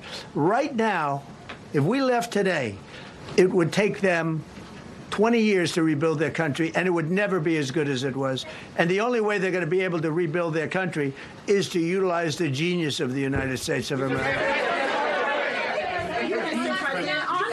You voiced your displeasure with NATO in the past. Is there a danger to the U.S. not being the de facto of the leader of the alliance, and then other powers within the alliance then getting the decision making when it comes to wars and nuclear weapons? No, it's not a danger. Look, we went to NATO. I didn't ask very strongly. I just said, hey, if you want to help, great. No, we will not help. I said, that's all right. You don't want to help? Because I've always said NATO's a paper tiger. See, NATO's a paper tiger. Putin's not afraid of NATO. Putin's afraid of us, very afraid of us. And he's explained it to me a lot of times. I got to know him very well. I know him very well. NATO's a paper tiger. NATO is us. And when we needed them, we didn't need them, by the way. We didn't need them, obviously, because they haven't helped at all. Just the opposite. They've actually gone out of their way not to help. They didn't even want to give us landing strips. Think of it. And it's not just NATO. You know who else didn't help us? South Korea didn't help us. You know who else didn't help us? Australia didn't help us. You know who else didn't help us? Japan. We've got 50,000 soldiers in Japan to protect them from North Korea. We have 45,000 soldiers in South Korea to protect us from Kim Jong-un, who I get along with very well, as you know. Do you notice he said very nice things about me? He used to call Joe Biden a mentally retarded person, okay? So don't tell me about your stuff. Joe Biden, he said he's a mentally retarded person. He was so nasty to Joe Biden. It was terrible. But to me, he likes Trump. And do you notice how nice things are with North Korea? It's very nice. But we have 45,000 people, soldiers, in harm's way, and right next to Kim Jong-un with a lot of nuclear weapons. 45, which should have never happened if a certain president, I'm not going to mention this president because I happen to like him, believe it or not, but if a certain president did his job, Kim Jong-un would not have nuclear weapons right now. But they're all afraid to do their job properly. But just to conclude and just to finish, Japan didn't help us, Australia didn't help us, South Korea didn't help us, and then you get to NATO. NATO didn't help us. There were some countries that did. Now, countries that have been good, now you could also say they're got to be a little bit more involved because they're in the territory, but Saudi Arabia has been excellent, Qatar has been excellent, UAE has been excellent, Bahrain, Kuwait. I mean, Kuwait did shoot down 3 of our planes. The only planes, really, that we lost with friendly fire, they call it. I call it unfriendly fire.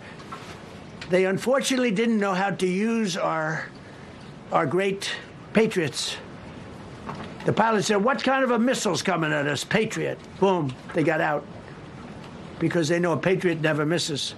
So they had beautiful Patriots. There were planes heading in their direction. Unfortunately, they decided to shoot those planes. They were our planes. So, NATO is a paper tiger. Now, he's coming to see me on Wednesday, as you know. He's a wonderful guy. Secretary General is great. And Mark Rutte, he's a great person, but he's got... And it all began with, if you want to know the truth, Greenland. We want Greenland. They don't want to give it to us, and I said, bye-bye. Okay, thank you very much, everybody. Thank you. President Trump walking out of the briefing room right now with the director of the CIA, the Secretary of War, and the chairman of the Joint Chiefs of Staff, where the president and others spoke for about an hour and 20 minutes or so at a news conference, taking a number of questions there. First, learned some new details about the rescue of the pilot, the F-15 crew member, who had been shot down over Iran. We know the first crew member had been rescued in the immediate aftermath of that, and then an intense search over the weekend for the second crew member. We heard a lot more details about that crew member being injured. We're told they treated their own wounds and essentially evaded capture for 48 hours as Iran was looking for him and a number of others. But we heard about the huge operation, including 150-plus aircraft that were involved in the U.S. operations to find and rescue that crew member are hearing repeatedly from officials, whether it was the president, whether it was the Department of War Secretary, or the chairman of the Joint Chiefs of Staff, that we don't leave American military members behind. And so the president saying he believed it was important to move forward with that rescue mission, including, I mentioned that number of aircraft. He said there were a number of them that were deployed to throw off those in Iran who were looking for this crew member as well.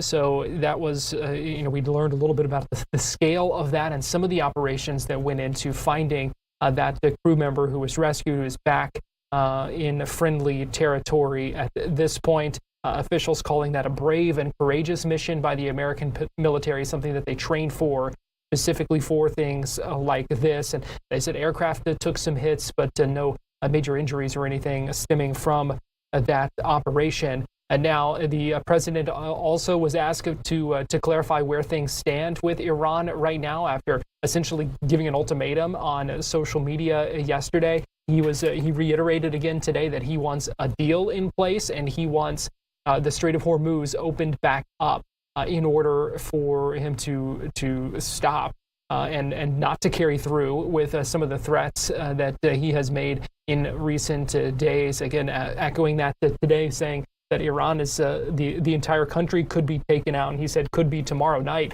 referencing that deadline 8 p.m. Tuesday that he had put out on Truth Social yesterday. So President Trump speaking from the White House briefing room this afternoon. And while that was going on, just before we go to break here, while that was going on, we also watched it together as the crew aboard Artemis II broke the record for the farthest distance humans have ever traveled from Earth. The previous record was held by Apollo 13, 248,655 miles, and it was about 40 minutes ago that Artemis II surpassed that. So they are now farther away from Earth than any human has ever been before. They are going through a briefing right now where they're hearing a little bit more about what they're expected to do during the lunar observation period that begins here shortly. We're also expecting to hear from those astronauts any minute now. So exciting stuff happening today as the Lunar Fly-By gets ready to get underway. You can see how close the moon is right now to that spacecraft. These are live views courtesy of NASA from the Orion spacecraft, and we've been watching as the moon has gotten closer and closer in this frame. Right now we're going to take a break though here on Florida Live. We still have more to get to and our live streaming coverage here on Fox Local, YouTube, Facebook, and Fox 35 TV. So keep it right here and we'll be back with more after this.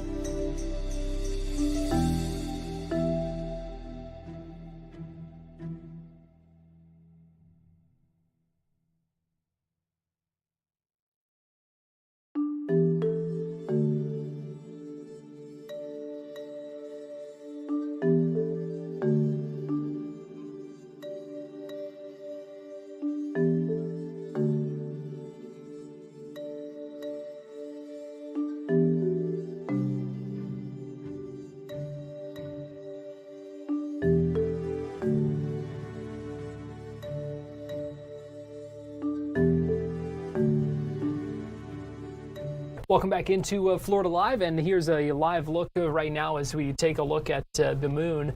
These live views from the Orion capsule as it nears. In just a few minutes, the lunar observation period going to begin for those astronauts. It's going to be 7 hours that they're going to be able to see the near and far sides of the moon in that observation period. So really exciting stuff happening. There is going to be about a 40-minute gap when the crew and ground teams will lose communications with each other because the spacecraft's going to be on the far side of the moon and unable to talk with the Johnson Space Center in Houston. And so that will be about 40 minutes coming up around 6:45 later today. So we're continuing to track this historic mission as those 4 astronauts, Commander Reed Wiseman, pilot Victor Glover, and mission specialists Christina Cook and Jeremy Hansen make history with their Lunar Fly-By mission.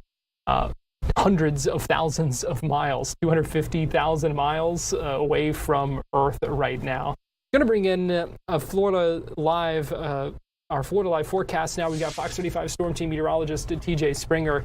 And TJ, I saw you reacting as I was saying those numbers, 250,000 miles away from Earth, farther than any human has ever been before. It's just wild to think about. It really is. And just knowing that we're making history, knowing that these astronauts are up there, it's hard to fathom sometimes. You think about it and like just seeing us, a little blue marble, just down here as they are making history, as they're going further than anybody has before. It's just nuts. And over the past couple of days, we have seen Earth, those views from Orion really turn into that blue marble in their view. And now the moon has gotten so much bigger, and it's just crazy to see some of the images that they're sending back. It's really neat. It'll be cool to see their vantage point of the eclipse, the total solar eclipse. That's going to be so cool. That'll happen later this evening too, which is awesome that they get to see that. Exactly. I think they're really. I said this earlier when I was doing an interview with one of our space experts. They're really in for a treat. Yeah. I mean, the timing of it and everything. How about that? Make history, see a solar eclipse. Mm-hmm. Go where no human has been before. To say that, we were farther in space and no one has ever gone. That'll never get old, I feel like. Yeah, pretty cool, no doubt about it. Okay, now let's talk weather here on Earth, because here in Central Florida, we know we're seeing chances of rain, seeing some of those pop up on the radar this afternoon. Yeah, and we need it still, which is that's the saving grace, that we really need the rain, Garrett. So that's a plus for sure, but maybe not the best news if you're here still. We're still in spring break season, still maybe here on vacation, having to dodge some of these raindrops. We can see these dancing across Central Florida right now on Storm Tracker radar. That's our exclusive radar out of eastern Orange County. We can see some heavier bursts of rain around South Patrick Shores and Cocoa Beach, and we're seeing some of that rain trying to get closer to the metro as well across northwestern Osceola County, all ahead of a cold front that is making its way on in. And in fact, it's going to kind of hang up across the Sunshine State as we progress through the remainder of our day into our Tuesday, and we're just going to see multiple waves of moisture along this. It looks like temperatures today, kind of a divide there, Garrett, a little cooler to the northwest, milder to the south and east, but numerous showers and thunderstorms. A couple could be stronger earlier on this evening. Then tomorrow we do it all over again, and tomorrow a lot cooler with all the rain around, only in the 70s, so it'll feel cool, but it'll also feel pretty muggy out there as well. But because of the heavy rain and the storms, Garrett, we have made Tuesday a storm team alert day. Strong wind, especially near the coast. The flooding potential as well. There could be some spots that actually pick up, I'd say, over 3 to 5 inches of rain, and it looks like that rain is going to be around for not just today, obviously, but through tonight. And you can see as we awaken on our Tuesday morning, we're going to have a lot of rain around for the bus stop, for the morning commute, and right into the evening commute. I think we'll still have some showers and thunderstorms around. So overall, a wet stretch, and rain chances hold right through, really right through midweek into the latter half of the work week. Yeah, and TJ, you were saying, this really is rain that we need, not necessarily all at once, because we don't necessarily want to see the flooding, but this is rain that we are in desperate need of right now. Oh my gosh, yeah, and I know we need a lot more, but it's like you need the rain, but you don't want the flooding, as you mentioned. But hopefully, the flooding, we're at a low low-end risk of flooding across Central Florida. So that's something we'll have to watch. But seeing spots that could pick up over 5 inches of rain, especially if rain continues to kind of batter a place over and over again, that's where that flooding threat will have to be monitored. I would say especially near our coastal communities. Oh, we even saw some issues. I mean, with rainfall last night on I-4 in Osceola County. So, something certainly to be aware of as we kind of get back into a little bit of a rainier stretch here. We haven't had a week like this, I feel like, in so long, to have 3-4 days of high rain chances. So that's one thing that, it'll be good and hopefully chipping away at this drought little by little. Yeah, it's certainly a process. We know that, but I feel like even with just the rain that we have seen the past few days, last week as well, things are already looking greener than they were, at least in my backyard and around here at least. It seems like things are already drinking that water in, and it's making a difference already. Yeah, I noticed it in our neighborhood too. Grounds, yards looked like just straw, I felt like, and now things are a lot greener. And I know, sadly, we're going to need multiple systems like this to crush the drought. And I know, tropical season is not that far away, but I feel like we'll need some tropical rain to really get us back up to at least somewhat normal for the year, which hopefully we can eventually. All right. Well, Fox 35 Storm Team meteorologist TJ Springer, we appreciate you joining us with our Florida Live forecast today. Thanks, Garrett. Right. And now, today we are also tracking the home opener for the Tampa Bay Rays. They are playing their first game back at Tropicana Field in St. Pete. Since Hurricane Milton, we have seen the images of the damage that was caused there when the roof was torn off and some of the other things that happened there. It was a year-long process to get things ready. Last year, you may remember the Tampa Bay Rays played their games at the Steinbrenner Field in Tampa. And this year, though, they are back at the Trop. And just a little bit ago, we had that live picture for you as the gates opened. About half an hour ago, gates opened back up for the first time to welcome those fans in for the Rays home opener.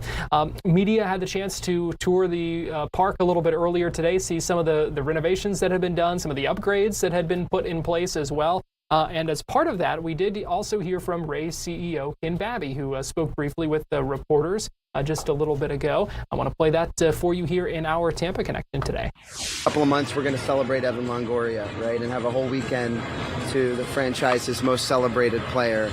We want to constantly find ways to honor the history and observe the past while being incredibly excited about the future.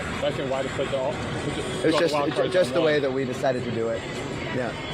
Ken, just what was the decision with having Jane and Ken Walsh being here, and just what does it mean to kind of have both sides of Tampa Bay here for this moment? Look, we are one Tampa Bay. I moved with my family to this community about 6 months ago, and we are all about Tampa Bay. This franchise is all about Tampa Bay, the work we're doing in the community, the work we're doing on the field. We are the Tampa Bay Rays, and we thought no better moment to honor those two mayors on this day with a simultaneous first pitch.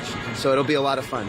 And then also for you, getting this building back up and then obviously working on something new in Tampa, just does it feel like you at points we're working on two stadiums at once? Well, I've talked a lot publicly about how we think that the organization needs to be ambidextrous. I said to somebody just this morning, I'm focusing on things that are in 2029 today, and I'm focusing on things that are 29 minutes from now. And that's the truth, right? We're doing a lot of things here. The staff is working so hard. Our partners are working so hard, and there's a lot of discussion about our future, all of which is important, and we're focused on it. But at the same time, getting back in this building today on opening day is a really important moment for our community, and we're really excited to celebrate. What's the best part for you of all the things you guys changed, updated, upgraded? What is the one thing that you're telling your wife and your son, like, hey, this is really cool? Yeah, I think there's something in this ballpark for everyone. Certainly we're excited about some of the new premium spaces, the suites, the clubs. new candy shop, the speakeasy, secret speakeasy behind home plate. But I'm equally as excited about our commitment to affordable tickets and always having a $10 ticket for sale for every game, and the maintenance party deck, which is a value-driven, all-inclusive experience that we've never had here before. So this ballpark is a taste of a lot of different neighborhoods. It's a taste of a lot of different local foods and experiences, and there's a price point that's inclusive for everyone, and I think that's really important, that we want to serve all of Tampa Bay. And how important was it for you to have the people who were involved in the repair effort as part of the pregame? Yeah, this pregame ceremony, the time, the energy, and attention, we talked about this sort of great America comeback story, and the comeback story here in St. Pete and Tampa Bay in general with these two storms. You know, there's folks, as we all know, and maybe some of you whose family have lost their homes. They've been in positions where they've had to rebuild. And the same is true for this building. And so I think that moment, that when baseball is played here again, you know, the crack of the bat, the snap of the ball on the glove will be really special. Going to be special, and now just about an hour and a half away. First pitch scheduled for 4:10, and how appropriate is it that the starter for the Rays today, Shane McClanahan, he played at the University of South Florida. We've talked about his return to the mound after injuries, so going to be special to see him on the mound as well. And again, that game, first pitch scheduled for 4:10 between the Rays and the Cubs on the field there at Tropicana Field in St. Pete. Right now, we're going to take a quick break here on Florida Live, but we'll be right back.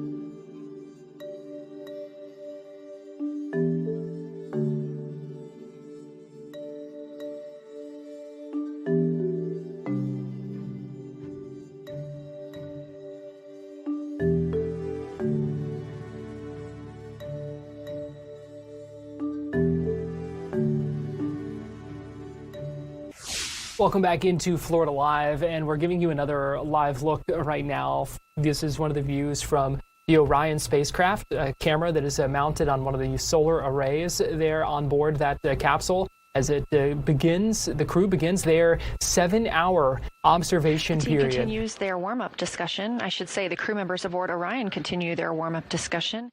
hearing some of the communications there. We've been listening in on a little bit as they discuss what is getting ready to go on. The crew has darkened the cab, and we're just telling Houston a few minutes ago that they are able to see Earth and the moon out the same window at the same time. So can't wait to see some of those images that might be captured from that. Unfortunately, we can't see that from this vantage point, but something that the crew just told the ground in Houston, Johnson Space Center, that they were able to see. I also want to show you a special moment that happened just a few minutes ago, where the Artemis II crew was able to name a moon crater Integrity, which is named after their spacecraft, and then a really special and emotional moment where they named a bright spot on the moon Carol, and that was named after Commander Reed Wiseman's late wife. And so I want to play for you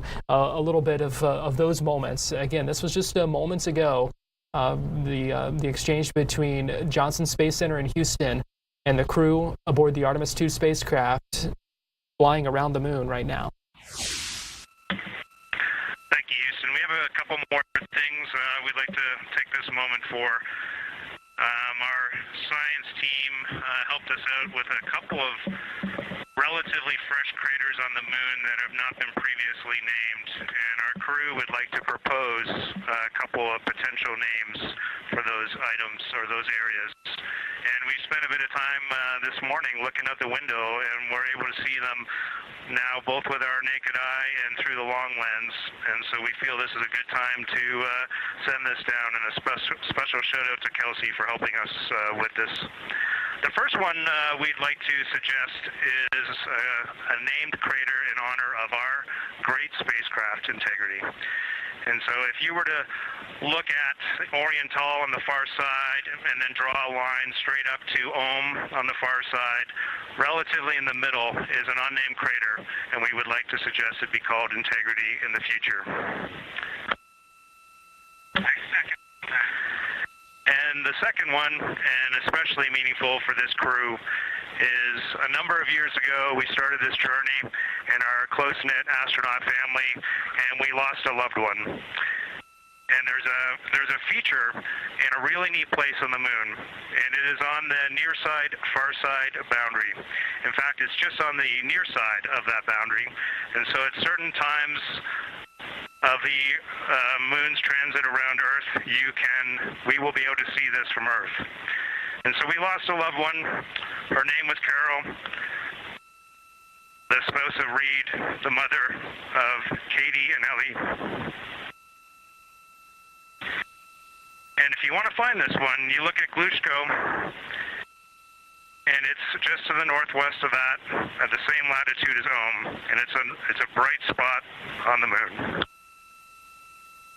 And we would like to call it Carol, and you spell that C-A-R-R-O-L-L.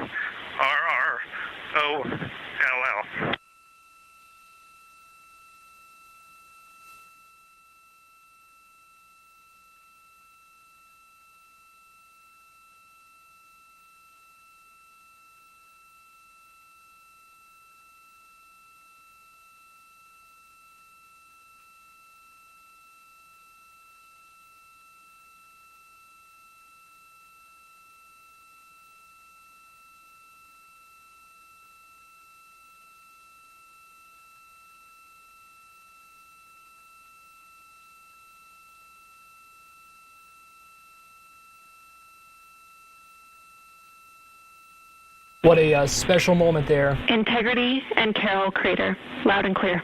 Thank you. Special moment there. Just moments ago, you could see, you could hear the emotion in their voice, and then you could also see several crew members, Christina Cook, Reed Wiseman as well, wiping away tears after that. A lot of emotion in naming first that crater Integrity, but mainly the bright spot that you heard them describe, Carol, after the late wife of Commander Reed Wiseman. A lot is going to continue to be going on with this moon mission in the next little bit as the Lunar Fly-By gets underway. It has begun about 10 minutes ago.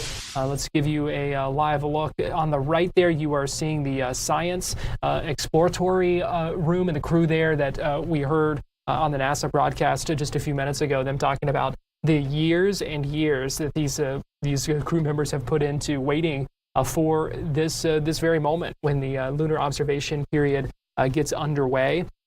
Crew is going to divide into pairs. They're going to have a couple of crew members observing for 55 to 85 minutes, while the other pair does some other things. Maybe they're exercising, maybe they're working on some other tasks, and that's mainly because the room at the windows is limited. They're not very big, and so that's why they're kind of breaking up into pairs over the next little bit.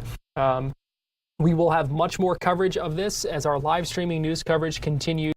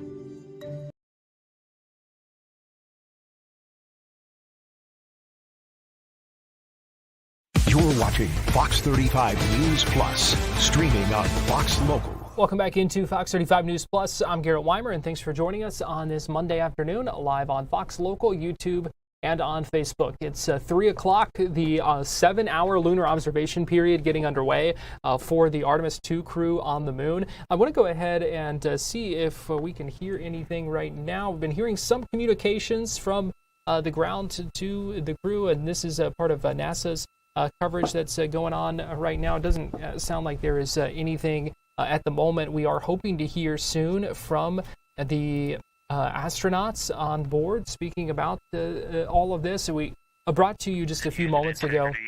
Let's listen again. Science integrity. I was able to get a view out of window 1, which is a beautiful view. I can see the entire moon that they're looking at. We left the T-shirt up there, so I was kind of peeking through the opening in the makeshift shroud there. And once I was able to get two eyes on it, what jumped out at me was Vavilov. It's just peeking out of the Terminator. It's clear of the Terminator now, but it just really jumps out because it's still got the low light, the low sun angle.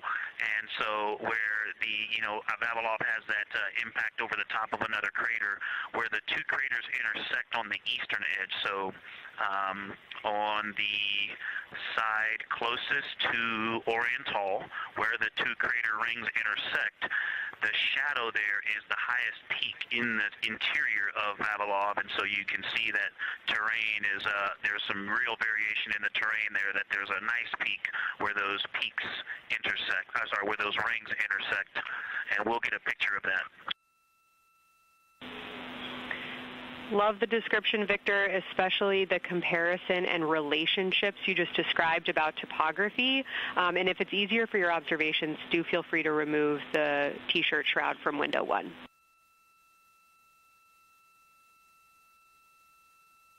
Yeah, absolutely. We will do. Thank you.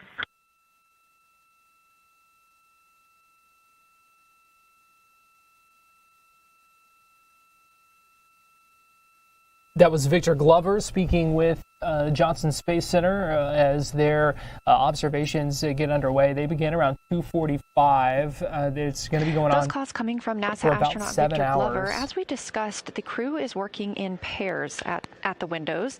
Right now, taking photos are Commander Reed Wiseman and Mission Specialist Jeremy Hansen. Serving as their support team are pilot Victor Glover and Mission Specialist Christina Cook. You're hearing those calls from Victor Glover, as he is on that support team, and he is tasked with providing the science sit reps, while the 2 crew photographing and making annotations of the moon are in Windows 2 and 3. Windows 1 and 4 are available for the support crew to fly up to, obviously look at the moon themselves, and provide these science situational reports. The view on your screen is part of the lunar targeting package, and it's something that the crew can reference as they are flying by. But this is an animation.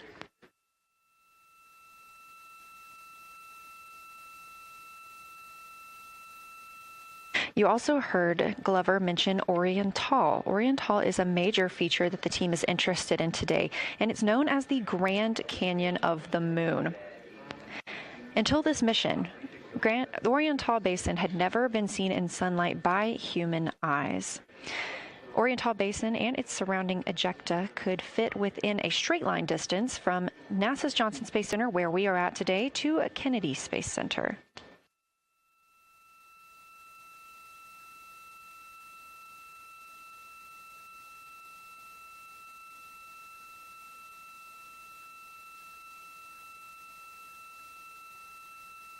This a live view in Artemis Mission Control in Houston, Texas, where the teams are monitoring all systems, not just for today's flyby, but on the spacecraft themselves. Again, this is a test flight, our very first flight of humans on the Orion spacecraft. This team has been this team has been monitoring the entire time of the mission, as well as we have been live the entirety of the mission, and we will be continuing to do so all the way through splashdown and crew recovery from the Pacific.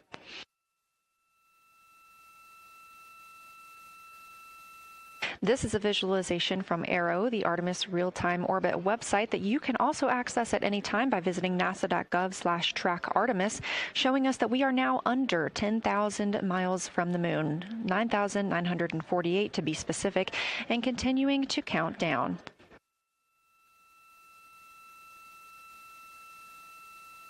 Again, our closest approach to the moon today should come about 6:02 p.m. Central, 7:02 p.m. Eastern. However, we will be out of contact with the crew at this time as they begin transiting behind the moon.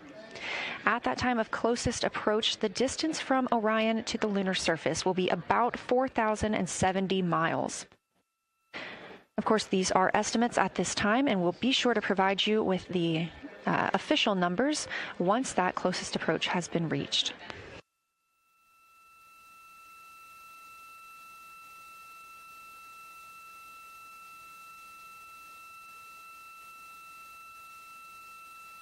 This shot live inside the Orion spacecraft, where our 4 crew members are continuing with their Lunar Fly-By activities. They have just begun those activities really about 20 minutes ago, so we've got several hours of moon view opportunities. This is still a live view inside that capsule. However, you can see just how dark they have turned down the lights. Actually, they've turned them all the way off. There are a few LEDs that they cannot power off, but turning down these lights gives them better views outside of the spacecraft's windows while they photograph the moon. This also prevents any reflections from inside the spacecraft bouncing up on the windows and interfering with their photography.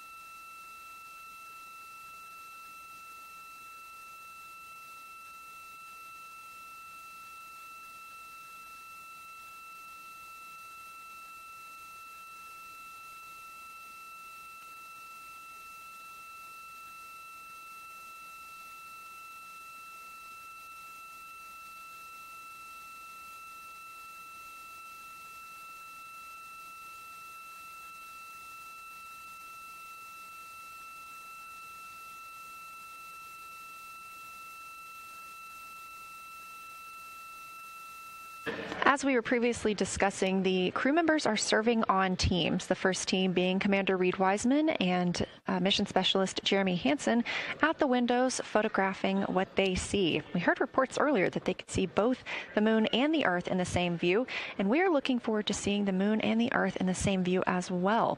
That Earth set coming up in just a few hours. While Wiseman and Hansen are at the windows photographing, Glover and Cook are serving as support crew. They are able to assist with cameras. They are also providing those situation reports, letting us know how the team is working inside the spacecraft, what they're seeing, and how they're feeling about it. Those first blocks of teams will last about an hour, and the crew members are approaching the halfway point into their first observation block. A reminder, we have 5 of those blocks today. So they're approaching this halfway point, during which the crew at the window will switch roles. One will begin taking pictures, and the other will be making annotations on their PCD. That's portable computing device. Both of those crew members at the windows are recording audio of what they see. They are putting on headsets and recording audio into their portable computing devices. Obviously, we are not hearing this right now. This is going to be sent down to the science team, and they will be able to analyze that at a later time. What we are hearing, though, and will continue to hear, are those science sit reps a few times every block. Once this block is complete, about 40 minutes from now, we will have the teams switch. That means pilot Victor Glover and Science integrity, looking out of window 1. I think I may have misreported earlier saying that it was Tycho going over the horizon. That was Copernicus I was referring to. Apologies. It was Copernicus is what is farthest bounding to the east, and that is now like on the horizon or just past it.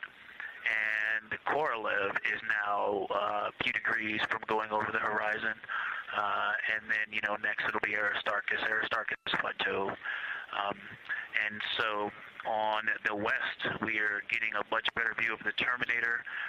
It looks like we have about 80% illumination of the moon.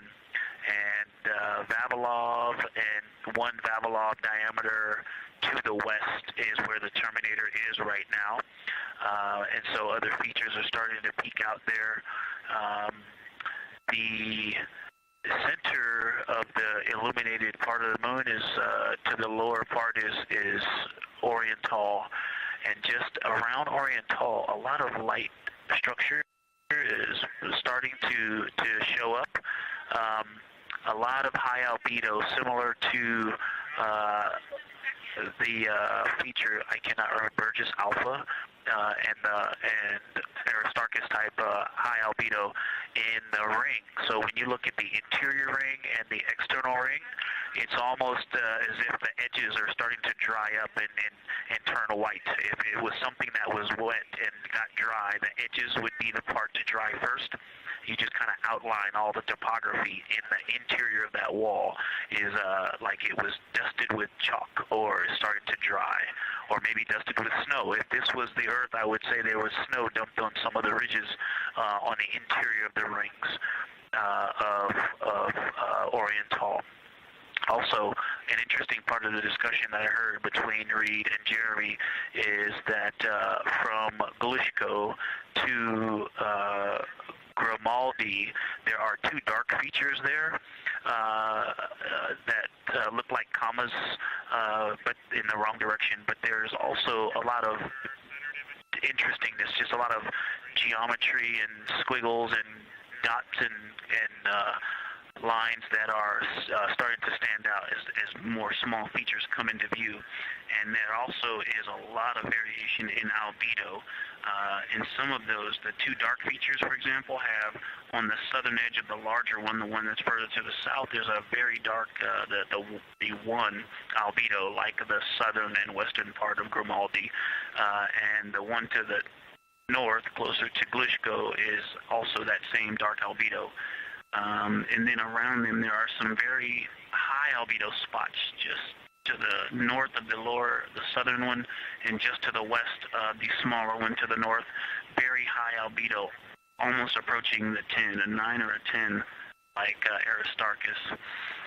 and lots of little bright spots are just starting to pop up on in this view. To the north, as you look up at the North Pole, there is a very distinct crater with a lot of a very defined central peak that is also 3 in albedo, and all of that area past it, going to the horizon, gets lighter and lighter, and is very, very high albedo. And I will go look and find the name of that feature if I can look that up. And then to the south, really getting some interesting geography and topography in the South Pole Aiken Basin. And the view of the South Pole is quite amazing. We've got some Terminator there, as well as the limb view, and there is a very distinct crater right at the South Pole. And I'm going to go look up, I don't believe that is Aiken, but I'm going to go look up the name of that one because it's also giving a lot of good topography due to the shadows that I'm seeing. But that's, I was trying to bound the view that I'm seeing for you, and I got distracted by all of these interesting albedo variations that are popping up in the interior. But that's the view that we see just a Vavilov diameter to the west beyond is where the Terminator is. Just beyond, I think Copernicus is the easternmost feature that we can see. A very nice ringed, very nice structure crater to the north with a great high albedo central uplift to the north, and the south is dotted by a very characteristic crater with a lot of terrain, shadow features, and I will go try to find some landmarks to put names with those. Any questions for the observation team? Integrity Science, love the descriptions. You're definitely looking odd up there. Appreciate seeing the training being implemented. Especially interested in your descriptions of the dark patches. You compared the comma-looking features to the albedo you see in Grimaldi and noticed that you're starting to see those color differences popping out. Any observations you want to make, especially when you get on, the PCD in a little bit, would really help us tease out the differences in those dark mare deposits. Great description, Victor. Keep them coming.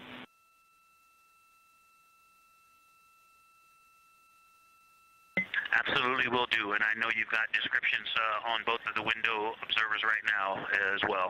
Keep them coming.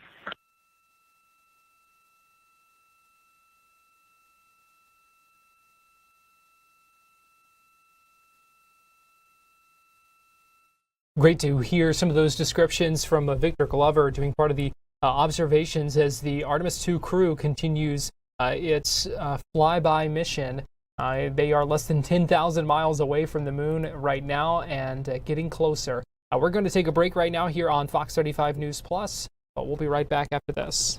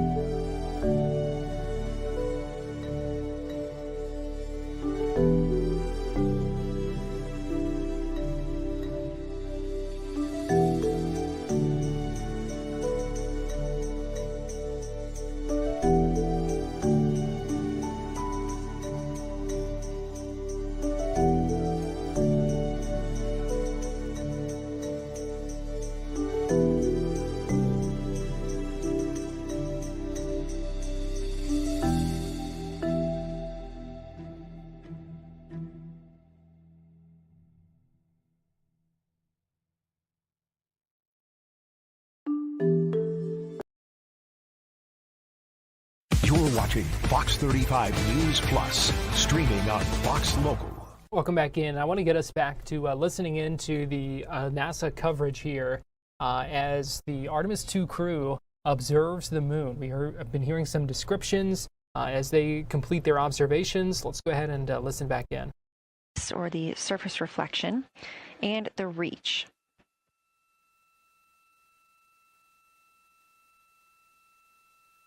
Again, I am using the same lunar targeting package that the crew is referencing on board right now. This helps keep them on time as well as prompt them for when they need to make a call down to the science team and report what they're saying. It also gives them reminders of when they need to swap positions at the windows. Additionally, I'm using the Artemis II Lunar Science Passport developed by Amber Turner and the Artemis II Lunar Science team. Now, this passport did not fly with the crew, but they used it extensively as a study guide here on Earth. So a lot of the descriptions and comparisons you hear today are developed directly by the science team.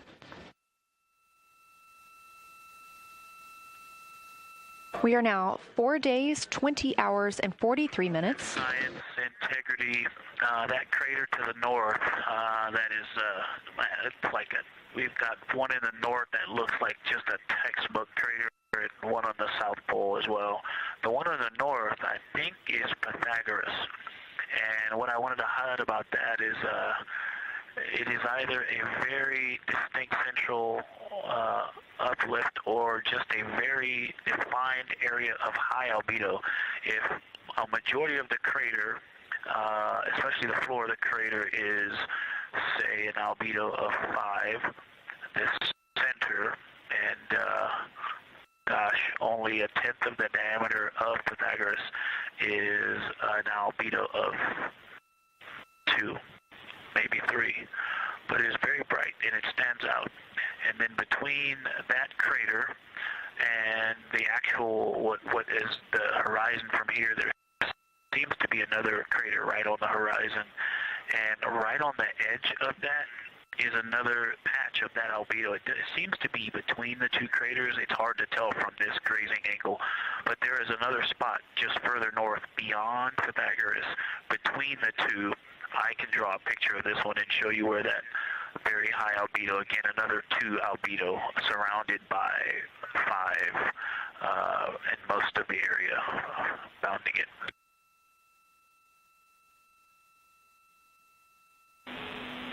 Integrity science, thanks for that. We agree with the Pythagoras assessment. And as a follow-up to your previous report, the SIR had questions about topography comparisons between the North Pole and the South Pole of the moon, if you're willing to provide words on that.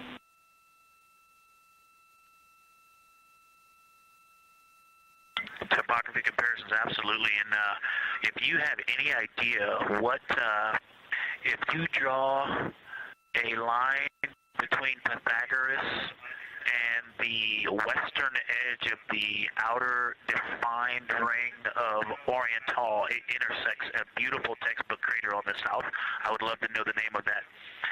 The topography differences, now the South Pole has a little bit of a benefit that it has more of the terminator, and I can see a little more shadowing there, but there's a nice crater right at the South Pole, so that's the main thing defining the topography there. Seems to be quite a bit of elevation change. I can see some very jagged shadows, a 90-degree just to the west of that crater at the South Pole. I can see a very distinct change in the shadow directions, indicating, I don't know, a very high wall or a very deep canyon just to the west of that. And in the north, it seems to be that from sort of the edge of the mare that's dark, which is maybe 1 Pythagoras diameter south, if you draw a ring about that, maybe the top 7 degrees of the moon, and just draw a ring around that, The near side is an albedo of 5 and looks quite smooth from here.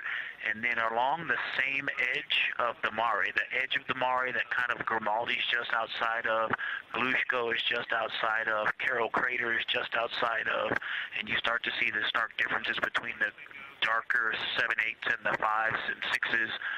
The 4s and 5s. If you follow that line up to the north, that line is also where the change in topography happens at the North Pole.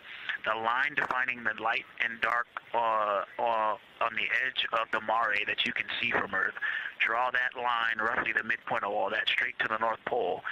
And on the side facing the Earth, you see smoother topography and dotted by Pythagoras and its next door neighbor crater.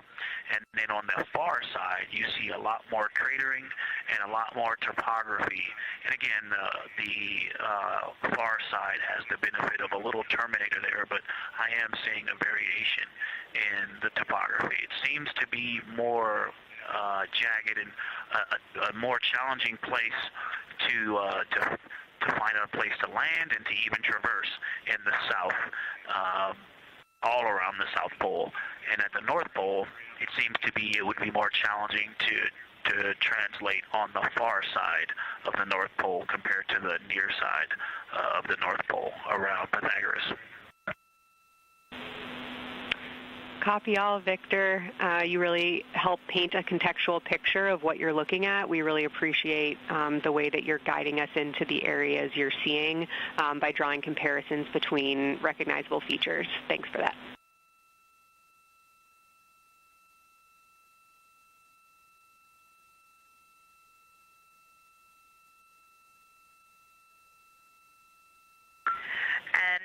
Kelsey, another little science sit rep moment, something I just heard from the window team is the more I look at the moon, the browner and browner it looks. I thought that was an interesting observation. The two observers have been on timeline, no hardware issues. They did start to talk a little bit about another feature that you'll hear more about on the recordings that they call the handprint. That was at the end of their Glushko and before they moved into their current target. They thought that was worth chatting a little bit more about. And they're preparing to switch after this. Houston copies and concurs.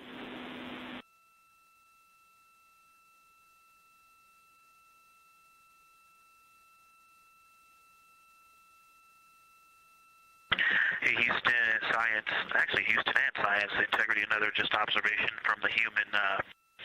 My eyes have shifted a little bit since I've been up here. I've been wearing my reading glasses to look at the PCD. Well, this is a very taxing event on the eyes, looking out the window and seeing the very bright moon, then coming back inside to the dark cabin and trying to work cameras and microphones and logistics and lunch and those kinds of things, and then looking at the PCD, which is dimly lit. It's just been an exercise. It is a difficult thing to manage it. I'm up and down on the glasses and then having to wait as my eyes adjust when I come back in. As soon as I look back into the cabin from looking out the window, I can feel my eyes adjusting, and I just have to work through it as they adjust.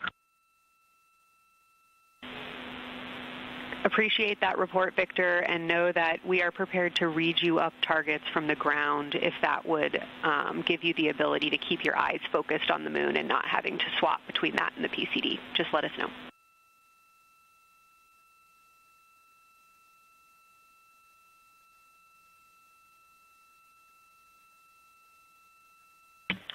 Yeah, we appreciate that, Science, and we will also do that for the window teams, and we'll back each other up that way as well. But we appreciate that. We may take you up on that. Thanks.